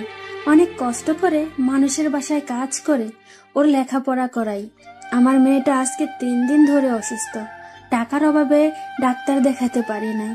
আজকে মেয়েটা আমার কাছে একটা নতুন জামা চেয়েছে। কোনোদিনও ওকে নতুন জামা কিনে দিতে পারি নাই। ও খুব অসুস্থ, হয়তো চিকিৎসার অভাবে আর বেশি দিন ওকে বাঁচাতে পারবো না। তাই ওর এই ইচ্ছাটা পূরণ করতে চেয়েছিলাম, আর সকাল থেকে ভিক্ষা করে এই 400 টাকা পেয়েছি। তারপর নিজের টাকা দিয়ে ওই জামাটা কিনে দিয়ে মহিলাকে বললাম, এই নিন, আর চলেন, আপনার মেয়েকে হাসপাতালে নিয়ে যেতে হবে। তুমি কেন নিজের টাকা দিয়ে জামা কিনছো? আমার মেয়েটার ডাক্তারও দেখাবা? এই দুনিয়ায় আমার কেউ নেই। আমি জানি না কে আমার বাবা মা। আমি একটু আগে আত্মহত্যা করতাম, কিন্তু আল্লাহ তাআলা আমাকে তা করতে দেয়নি। হয়তো উনি আমাকে একটা পরিবার দিতে চেয়েছিলেন। এখন আমি বাঁচবো আমার মা আর বোনের জন্য বাঁচবো। আজ থেকে আপনি আমার মা, আর আপনার মেয়ে আমার বোন। কিন্তু বাবা, তুমি কেন আত্মহত্যা করতে গেলে? তারপর তাকে আমার জীবনের সবকিছু বললাম। কেঁদো না বাবা, দেখবা সব ঠিক হয়ে যাবে। তারপর তার বাসায় গেলাম, তার মেয়েকে ডাক্তারের কাছে নিয়ে গেলাম। 3 দিন পর আজকে সুস্থ হলো। আমাকে দেখেই বলতে লাগলো, মা, উনি কে? আজ থেকে আমি তোমার বড় ভাই। তোমার নাম কি? কিন্তু তুমি আমার বড় ভাই কি করে হলে? তারপর মা জান্নাতকে সবকিছু খুলে বলল। জানো ভাইয়া, আমার সাথে না কেউ ভালো ব্যবহার করে না। স্কুলে সবাই আমার সাথে খারাপ ব্যবহার করে। তখন ভাবতাম যদি আমার একটা বড় ভাই থাকতো, তাহলে কেউ আমার সাথে খারাপ ব্যবহার করতে পারতো না। আমি জান্নাতকে জড়িয়ে ধরে বললাম, এখন থেকে কেউ তোর সাথে খারাপ ব্যবহার করতে পারবে না, কারণ এখন তোর ভাই আছে। জান্নাত আমাকে জড়িয়ে ধরে কাঁদতে লাগলো। জান্নাত সুস্থ হলে ওকে আর মাকে নিয়ে হাসপাতাল থেকে আমার বাসায় নিয়ে গেলাম। আল্লাহ যা করে ভালোর জন্যই করে। হয়তো তিনি আমাকে একটা পরিবার দিতে চেয়েছিলেন, তাই হয়তো আমাকে জীবিত রেখেছেন। কিন্তু আর একটা জিনিস ভেবে খুবই চিন্তা হচ্ছে, সেটা হলো কিভাবে পরিবারের খরচ চালাবো।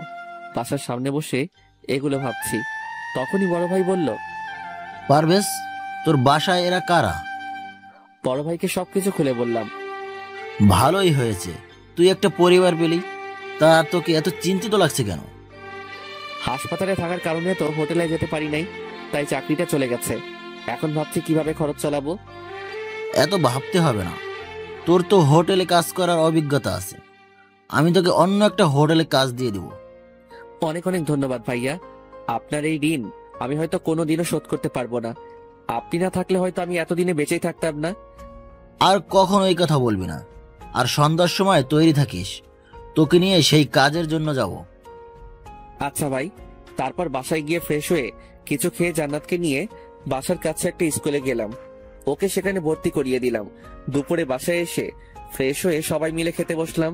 খাওয়া দাওয়ার পর একটু ঘুমালাম। সন্ধ্যায় বড় ভাইয়ের সাথে তার পরিচিত একটা হোটেলে গেলাম। বড় ভাই হোটেল ম্যানেজারের সাথে কথা বলছে।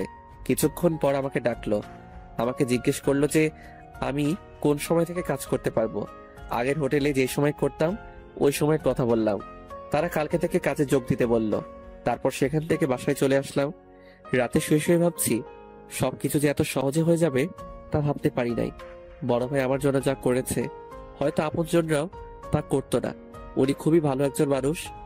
এতদিন ভাবতাম এই দুনিয়ায় আমি একা, কিন্তু এখন আমি খুবই খুশি, কারণ আমার মা আছে, জান্নাতের মতো একটা বোন আছে।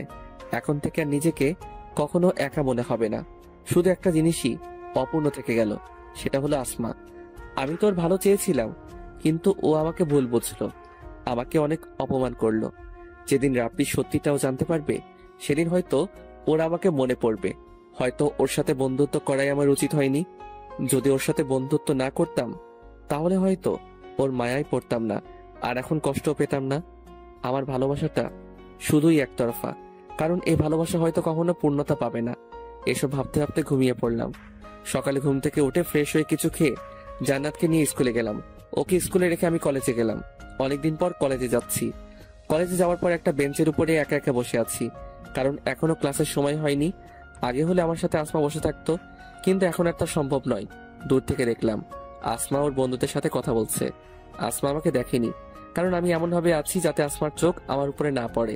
ও আমাকে বলেছিল আমার মুখ যাতে ওর দেখতে না হয়, তাই যতটা সম্ভব ওর থেকে দূরে থাকতে হবে। একটু আগে ভুলবশত ওর দিকে চোখ পড়েছে, না আর কখনো বেহাইয়ের মতো ওর দিকে তাকানো যাবে না। এসব ভাবছি তখন তুই লুকিয়ে লুকিয়ে আসমাকে কেন দেখছিস? পিছনে তাকিয়ে দেখলাম সাকিব আমাকে বলছে। আমি ইচ্ছে করে তাকাইনি। তো বড় সাহস, কলেজে ক্যাম্পাসে হাতে সিগারেট নিয়ে ঘুরে। মিম, তুই এসব ফালতু ছেলের কথা বাদ দে তো। ওর মতো ছেলেরা এছাড়া আর কি বা করতে পারে? তা ঠিক বলেছিস, ওকে দেখে অনেক ভদ্র ছেলে মনে হইলেও ও একটা ফালতু ছেলে। তুই এরকম একটা ছেলের সাথে কি করে যে এতদিন বন্ধুত্ব করলি, আমি তাই ভেবেই পাচ্ছি না। আগে কি করেছি তা নিয়ে ভাবলে চলবে না, সামনে কি করব তা নিয়ে ভাবতে হবে। তুই ওর কথা বাদ দে তো, অন্য কিছু বল। আচ্ছা বাদ দিলাম, এখন বল রাপি ভাইয়ের সাথে তোর রিলেশন কেমন চলছে? ভালোই চলছে। সে হলো মহাব্যস্ত মানুষ, তাই আজকাল আমাকে তেমন সময় দিতে পারে না। দেখিস পাখি যেন আবার খাঁচা ছেড়ে চলে না যায়। ধুর, কি যে বলিস না তুই। আরে মজা করলাম, রাব্বি ভাইয়া আর যাই হোক পারভেজের মতো না। কোথায় ওই ফালতু ছেলেটা আর কোথায় রাব্বি? আচ্ছা বাদ দে, চল এখন ক্লাসে যাই। চল। আসমা আর ওর বান্ধবীরা ক্লাসে চলে গেল। আমিও ক্লাসে এসে সবার পিছনের বেঞ্চে বসে পড়লাম। আমার সাথে যখন বন্ধুত্ব ছিল তখন ওর সাথেই সামনের বেঞ্চে বসতাম, তখন কেউই আমার সাথে খারাপ ব্যবহার করতো না। আর এখন আসমার সাথে বন্ধুত্বও নাই, আর সবার ভালো ব্যবহারও শেষ। সামনের বেঞ্চে আমার জায়গা হয় না, তাই পিছনের বেঞ্চে বসতে হয়। ক্লাস শেষ করে জান্নাতকে ওর স্কুল থেকে নিয়ে বাসায় চলে গেলাম। ফ্রেশ হয়ে কিছু খেয়ে রেস্ট নিলাম। তারপর হোটেলে গেলাম। নতুন হোটেলের ম্যানেজার অনেক ভালো, তিনি আমাকে অনেক ভালো জানেন। আর এখানে কাজ করেও অনেক আনন্দ পাচ্ছি, যা আগের হোটেলে পেতাম না। আসমা রাব্বিকে ফোন দিল, কিন্তু ফোন ব্যস্ত। তোর কিছুই ভালো লাগছে না। এই রাব্বিটা না মনে হয় সারা দিনই ব্যস্ত থাকে। এখন একবার ফোন দিয়ে দেখি। কেমন আছো বাবু? ভালো না। কেন, কি হয়েছে? তুমি আগের মতন আর আমার সাথে কথা বলো না, আমাকে সময় দাও না। সরি বাবু, আসলে ইদানিং খুব ব্যস্ত থাকি তো তাই। এখন থেকে আবার তোমাকে আগের মতো সময় দেব। রাগ করো না বাবু, প্লিজ। আচ্ছা, মনে থাকে জানো। কালকে সকালে নদীর পাড়ে ঘুরতে যাব আমরা, ঠিক আছে? আচ্ছা ঠিক আছে। এখন ঘুমাও বাবু, গুড নাইট।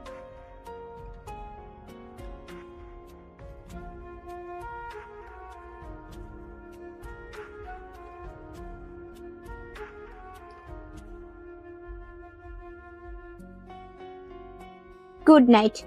রাব্বির সাথে কথা বলার পর এখন অনেক ভালো লাগছে। এখন শান্তিতে ঘুমাতে পারবো। হঠাৎ একটা জিনিস মনে পড়ে গেল, সেটা হলো শাড়ি। পারভেজ আমার জন্মদিনে আমাকে একটা শাড়ি দিয়েছিল। না, ওর কোনো কিছুই আমার কাছে রাখা সম্ভব নয়। কালকে আগে কলেজে যেতে হবে, তারপর ওকে শাড়িটা দিয়ে রাব্বির সাথে ঘুরতে যাব। তার আগে রাব্বিকে বলে নেই যে কালকে আগে কলেজে যেতে হবে। রাব্বির নাম্বারে ফোন দিলাম, কিন্তু ওয়েটিং। আবার দিলাম, তাও ওয়েটিং। কিছুক্ষণ পর রাব্বি কল দিল। সরি বাবু, আসলে এক বন্ধুর সাথে খুবই গুরুত্বপূর্ণ একটা কথা বলছিলাম তো। ও, তা কিসের জন্য কল দিলা? আসলে কালকে আমাকে আগে কলেজে যেতে হবে, তারপর কলেজ থেকে তোমার সাথে যাব। আচ্ছা, আমি তোমাকে কলেজ থেকে এসে নিয়ে যাব। আচ্ছা। অনেক রাত হয়ে গেছে, এখনো বাসায় যেতে পারিনি। না জানি মা আর জান্নাত কত চিন্তা করছে। মোবাইলও তো নাই কারো কাছে যে ফোন দিব। আমার কাছে যে মোবাইলটা ছিল ওটা তো আসমার। ওর সাথে যখন বন্ধুত্ব ছিল তখন ও আমাকে দিয়েছিল, আর এখন তো বন্ধুত্ব নাই, তাই এখন আর ব্যবহার করি না। প্যাকেটে ভরে যত্ন সহকারে রেখে দিয়েছি। ওকে দিয়ে দিতাম, কিন্তু ও তো আমাকে ওর সামনে যেতে নিষেধ করেছে, তাই আর দেওয়া হয়নি। কোনো একদিন সময় সুযোগ পেলে দিয়ে দিব। বাসায় চলে আসলাম। আসার পরই মা বলল, আজকে এত দেরি হলো কেন বাবা? আজকে হোটেলে কাজের চাপ অনেক বেশি ছিল, তাই আসতে দেরি হয়েছে। তা তোমরা খেয়েছো? তোকে ছাড়া কি করে খাই বাবা?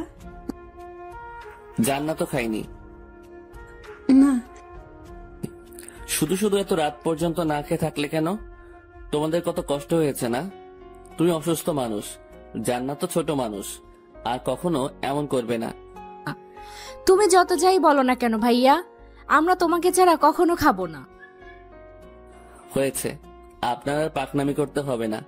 এখন সবাই মিলে ভাত খাবো। খেয়ে দিয়ে শুয়ে পড়লাম।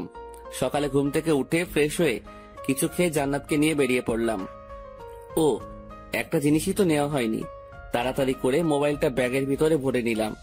প্রতিদিনই মোবাইলটা নিয়ে যাই, যখন সুযোগ পাবো তখনই দিয়ে দিব। তারপর জান্নাতকে ওর স্কুলে নামিয়ে দিয়ে আমি কলেজে চলে আসলাম। একটা বেঞ্চের উপর বসে আছি। হঠাৎ পেছন থেকে আসমার কণ্ঠের মতো কিছু শুনতে পেলাম। তাকিয়ে দেখলাম আসমা আমাকে ডাকছে, আর ওর হাতে একটা প্যাকেটটা আমার হাতে দিয়ে বলতে লাগলো, এটা তোর দেওয়া সেই শাড়িটা। আমি চাই না তোর কিছু আমার কাছে থাকুক। এতদিন মনে ছিল না, তাই দিতে পারিনি। তারপর আমিও ব্যাগ থেকে মোবাইলটা বের করে ওকে দিয়ে দিলাম। আমার মতো রাস্তার ছেলের হাতে এটা শোভা পায় না। আপনার মোবাইল আপনার কাছেই রাখুন। আপনার সামনে দিতে নিষেধ করেছিলেন, তাই এতদিন দেওয়া হয় নাই। ভালো করেছিস, দিয়েছিস। সব জিনিস সবার জন্য না। এই বলে আসমা চলে গেল। রাব্বিকে ফোন দিয়ে আসতে বললাম। ও আসার পর নদীর পাড় ঘুরতে গেলাম। নদীর পাশেই একটা পার্ক আছে, খুবই সুন্দর। পার্কের একটা বেঞ্চের উপর বসে দুজনে গল্প করছি। আচ্ছা বাবু, তুমি আমাকে ভালোবাসো তো? এটা কি ধরনের প্রশ্ন রাব্বি? আরে রাগ করো কেন? আমি তো শুধু এমনিতেই জিজ্ঞেস করলাম। আমি যদি কিছু বলি তুমি রাগ করবে না তো? রাগ কেন করব? আচ্ছা, আমি যদি তোমার কাছে কিছু চাই তুমি দিবে?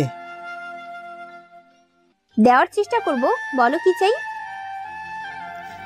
আমি তোমার সাথে রুম ডেট করতে চাই আসমা। কি বলছো তুমি এসব? তোমার মাথা ঠিক আছে তো? তুমি এভাবে রিয়াক্ট কেন করছো? এটা তো আজকালকার যুগের কমন ব্যাপার, তাই না? এটা সবাই করে। সবাই করে তার মানে এটা নয় যে আমাদেরও করতে হবে। আর বিয়ের আগে আমি কখনোই এসব করতে পারবো না। বিয়ে তো আমরা করবই, তাহলে করলে সমস্যা কি? আমরা বিয়ে করব, এখনো করিনি। দেখো আসমা, আমার সব ফ্রেন্ডরাই রিলেশন করে, আর ওরা ওদের গার্লফ্রেন্ডের সাথে রুম ডেটও করেছে। আর সবাই এটা করে, আজকালকার রিলেশনই এমন। তার মানে তুমি আমার সাথে রুম ডেট করে তোমার ফ্রেন্ডদের এটা বোঝাতে চাও যে তুমি আমার সাথে রুম ডেট করেছো, আর আজকালকার রিলেশন কেমন তা জানার প্রয়োজন বোধ করছি না।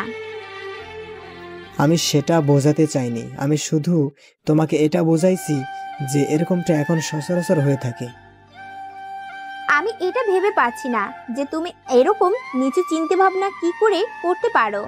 আমি এই বিষয়ে তোমার সাথে আর কোনো কথা বলতে চাই না। আমি চললাম। রাগ করেই সেখান থেকে চলে আসলাম। এতটা রাগ হয়েছে রাব্বির উপর তা বলার মতো না। ও কি করে আমায় এমন প্রস্তাব দিতে পারে আমি সেটাই ভেবে পাচ্ছি না। বাসায় চলে আসলাম, কিছুই ভালো লাগছে না। দুপুরে না খেয়েই শুয়ে পড়লাম। বিকালে মিম ফোন দিল।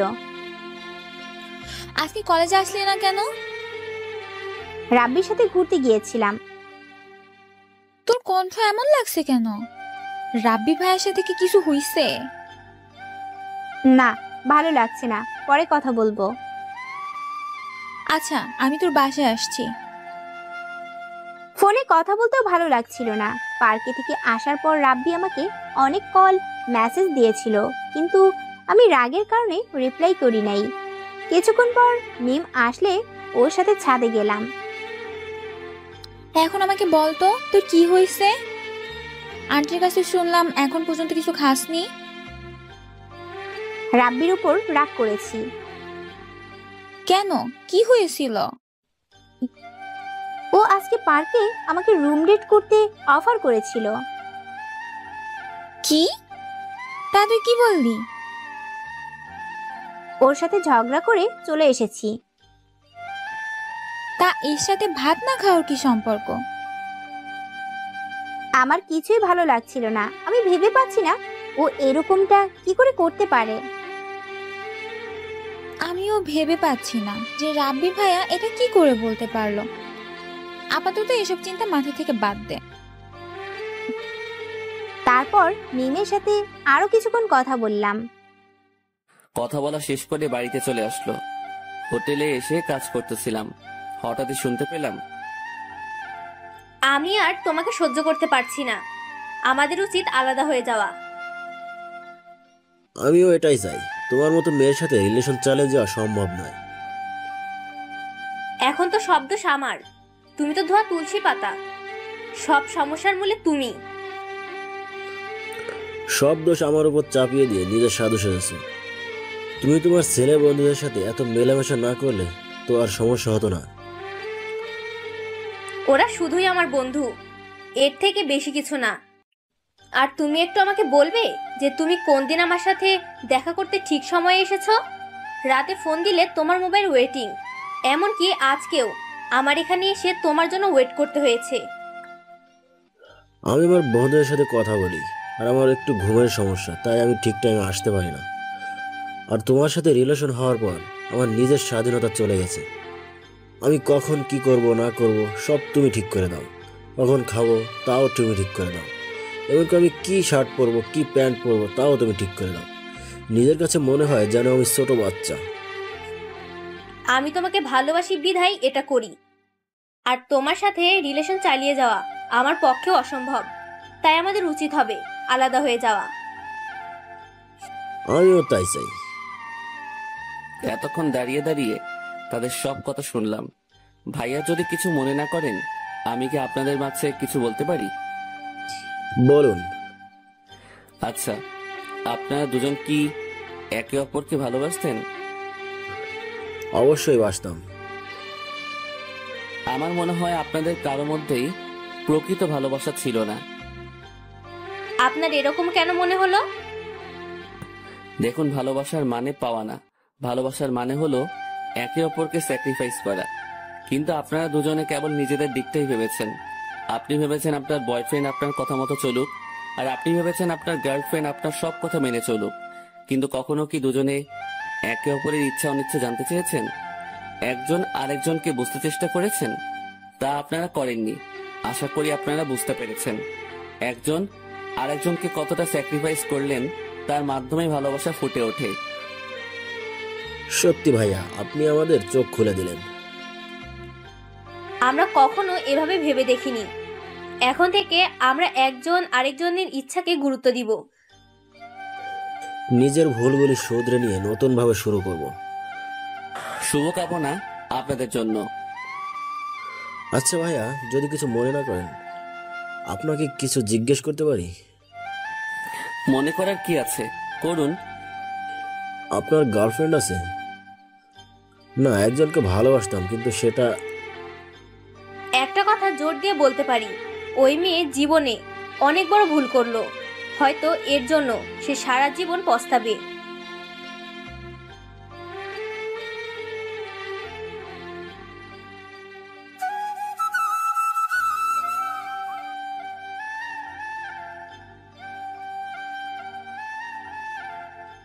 না, একজনকে ভালোবাসতাম, কিন্তু সেটা...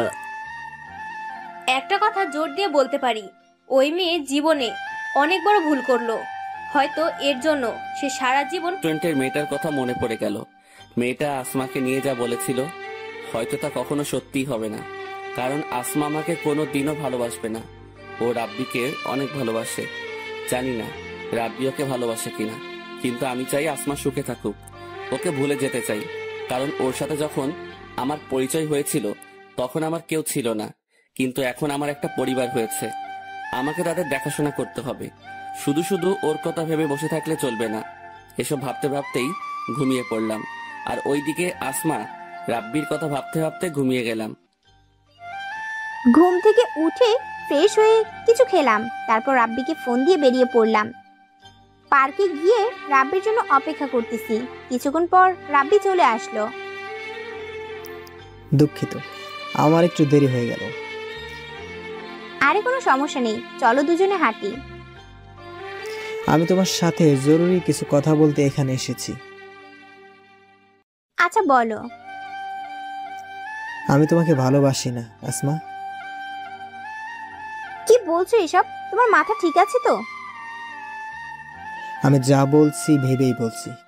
আসলে তোমার সাথে রিলেশনে যাওয়ার আগে আমার আরও একটা রিলেশন ছিল। ওর নাম লাবণী। আমাদের পরিবারেরাও মেনে নিয়েছিল। তারা আমাদের বিয়েও ঠিক করেছিল। কিন্তু হঠাৎই একটা ভুল বোঝাবুঝির কারণে আমাদের সম্পর্কটা ভেঙে যায়। তারপর আমি খুবই ডিপ্রেশনে ভুগি।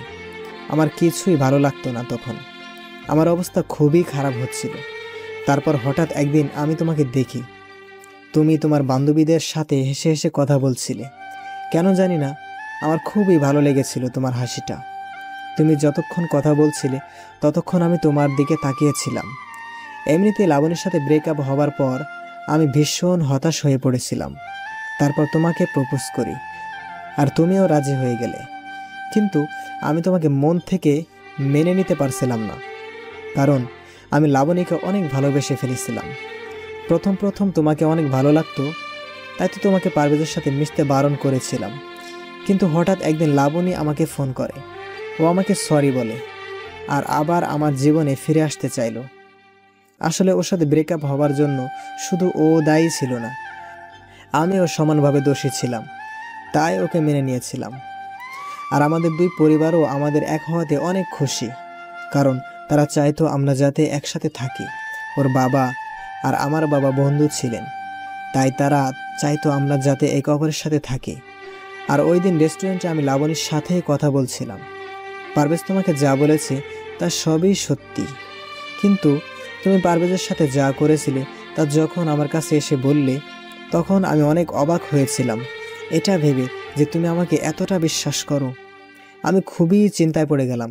লাবণীকেও তোমার কথা বলি নাই, ও জানতে পারলে হয়তো আবার আমাকে ছেড়ে চলে যাবে। আর তুমিও আমাকে অনেক ভালোবাসো।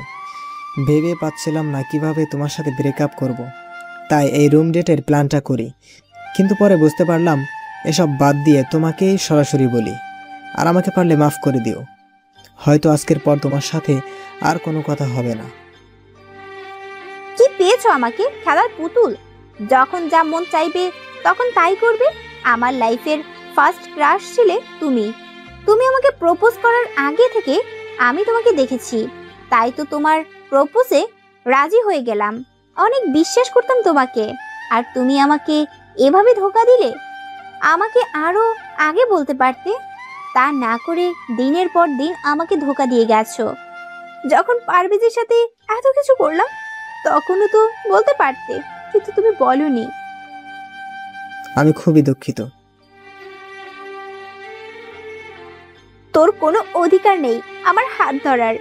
তার এতই যখন লাবণীকে ভালোবাসতি, তাহলে আমার সাথে প্রেম কেন করেছিলি? তোদের মতো ছেলেরা প্রেমটাকে খুবই সস্তা জিনিস ভাবিস।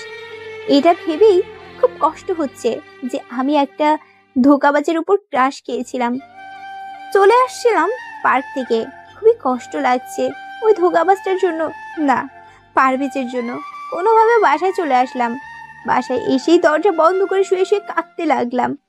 পারভেজের সাথে করা অন্যায়গুলো মনে হতে লাগলো।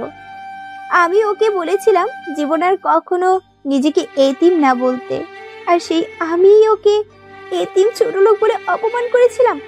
আমি খুবই খারাপ মেয়ে, তাই তো ওর বাবা মা সম্পর্কে বাজে কথা বলেছিলাম। ও হয়তো আমাকে কোনোদিনও মাফ করবে না। নিজেকে খুবই নিকৃষ্ট মনে হচ্ছে। কাঁদতে কাঁদতে শুয়ে পড়লাম।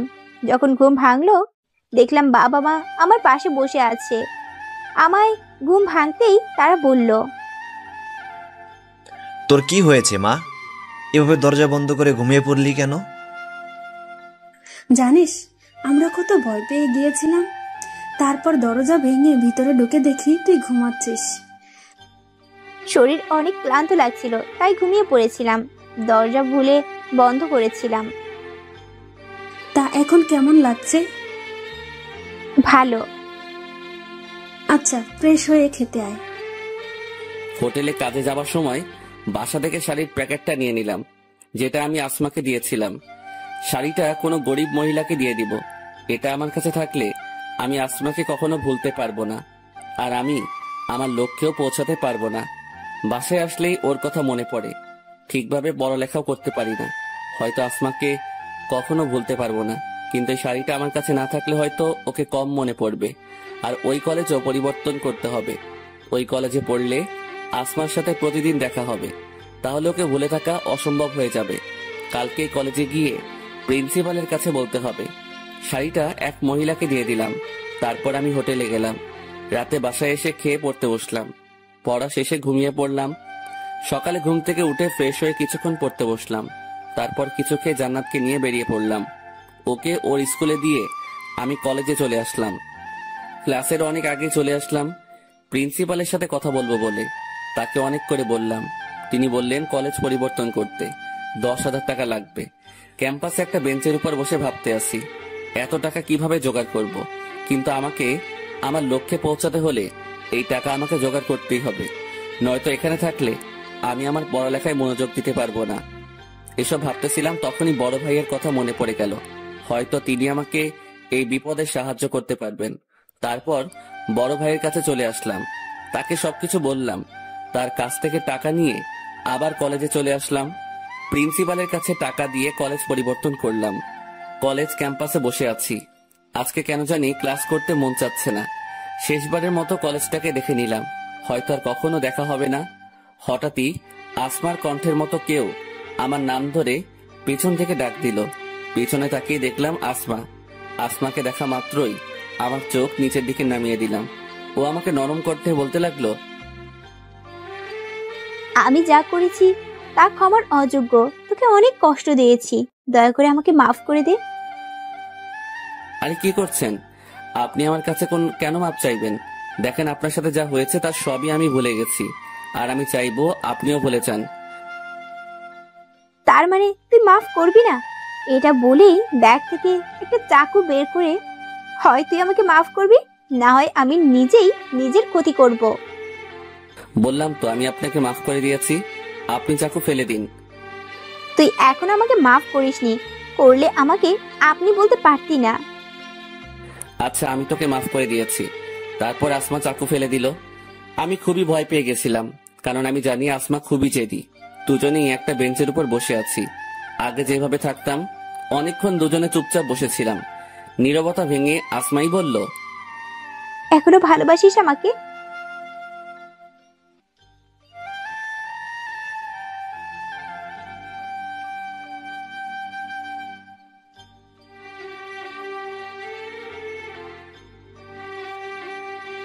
আচ্ছা, আমি তোকে মাফ করে দিয়েছি। তারপর আসমা চাকু ফেলে দিল।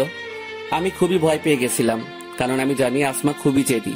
দুজনেই একটা বেঞ্চের উপর বসে আছি। আগে যেভাবে থাকতাম, অনেকক্ষণ দুজনে চুপচাপ বসেছিলাম। নীরবতা ভেঙে আসমাই বলল, এখনো ভালোবাসিস আমাকে? না। কেন? আগে তো বাসতি। তখন অনুভূতিগুলো জীবিত ছিল, এখন মরে গেছে। আবার জাগিয়ে তুলবি? তা সম্ভব নয়। কেন? আগে এই পৃথিবীতে আমার কেউ ছিল না, এখন আমার এক মা আর বোন আছে। তারাই এখন আমার সব। আগে আমার জীবনের কোনো লক্ষ্য ছিল না, কিন্তু এখন আছে। আর তার জন্য তোকে ভুলে থাকাটা খুবই জরুরি। আমি খুবই খারাপ একটা মেয়ে, তাই তো তোর সাথে ওরকমটা করতে পেরেছি। তুই পারবি আমাকে ভুলে থাকতে? তুই না আমাকে অনেক ভালোবাসিস? পারতে হবে, আর তার জন্যই আমি কলেজ পরিবর্তন করব। এখানে থাকলে হয়তো তোকে ভুলে থাকা সম্ভব না। তুই কলেজ কেন পরিবর্তন করবি? তোকে আমার ভালোবাসতে হবে না। তারপরও তুই প্লিজ আমাকে ছেড়ে যাস না। তুই চলে গেলে আমি কিন্তু নিজের ক্ষতি করব। তুই ভালো করে জানিস আমি চাই না তোর কোনো ক্ষতি হোক, তাই হয়তো তুই এভাবে বলছিস। কিন্তু তুই যদি আমার সত্যি ভালো চাস, তাহলে নিজের কোনো ক্ষতি করবি না। আমি তোকে ছাড়া বাঁচতে পারবো না। তোর মতো করে কেউ আমাকে ভালোবাসতে পারবে না। তুই প্লিজ আমাকে ছেড়ে যাস না।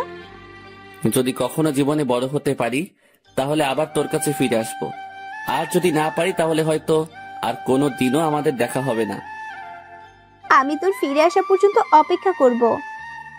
তোকে শুধু একটা কথাই বলতে চাই, যদি আমাকে সত্যি চাস, তাহলে নিজের কোনো ক্ষতি করবি না।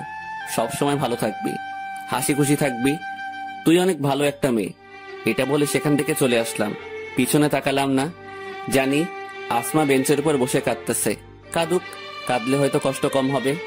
জানি না কখন আসমার যোগ্য হতে পারবো কিনা। এখন জীবনের একটাই লক্ষ্য, সেটা হলো ভালো পড়ালেখা করে ভালো চাকরি করা, যাতে পরিবারের খেয়াল রাখতে পারি।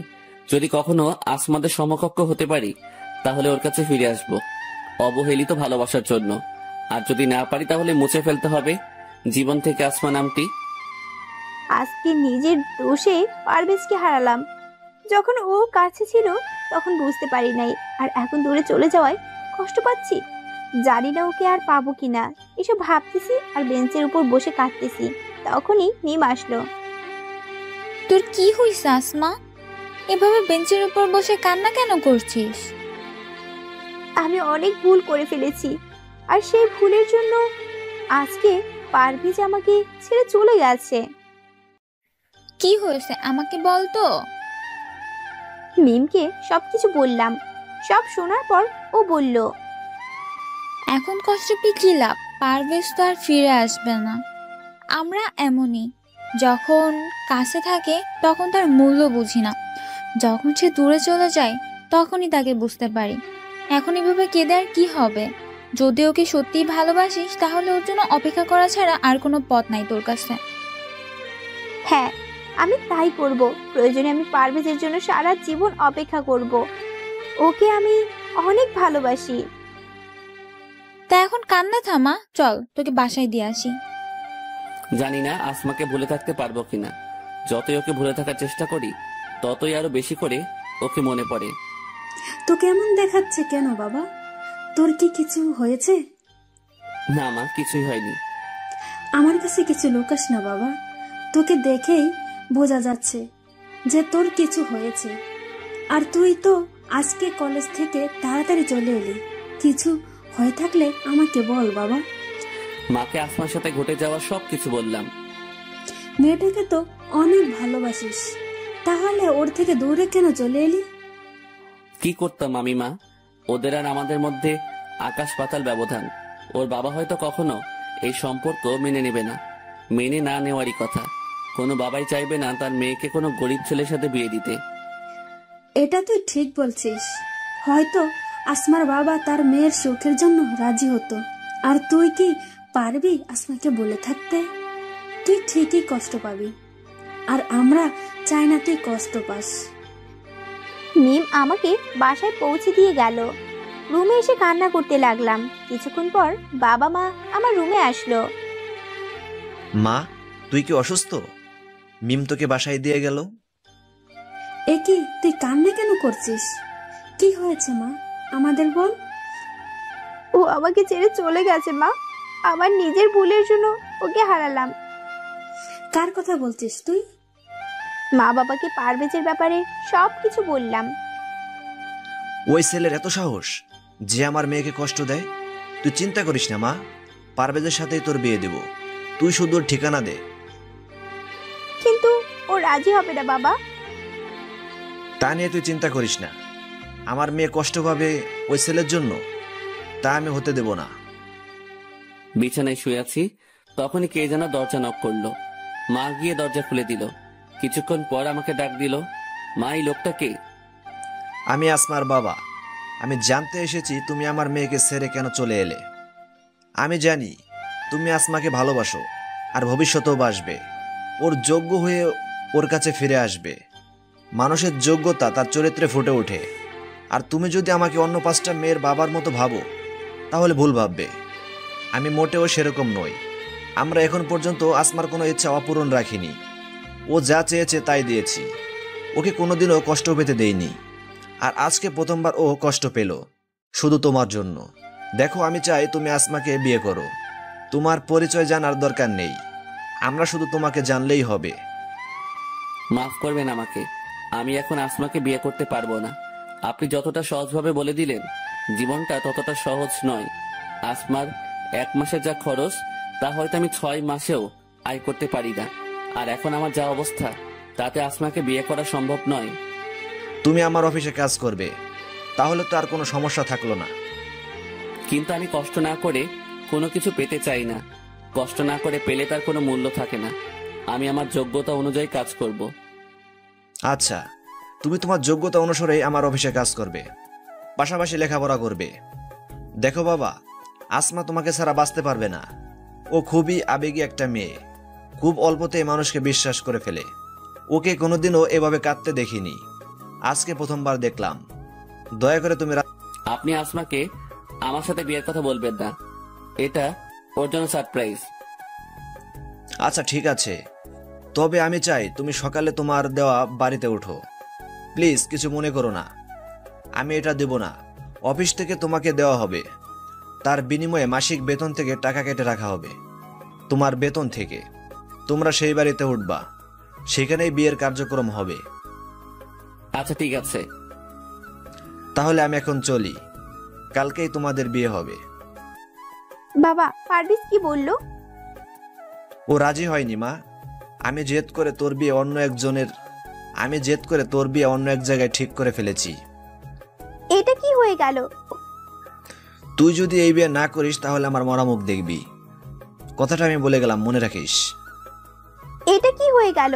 আমি পারভেজকে ছাড়া অন্য কাউকে কি করে বিয়ে করব? ও তো আমাকে বলেছিল যে আমার কাছে ফিরে আসবে, কিন্তু এই বিয়ে না করলে বাবা আত্মহত্যা করবে, আর আমি তা কিছুতেই হতে দিব না। প্রয়োজনে বাবার জন্য নিজের ভালোবাসা বিসর্জন দেব।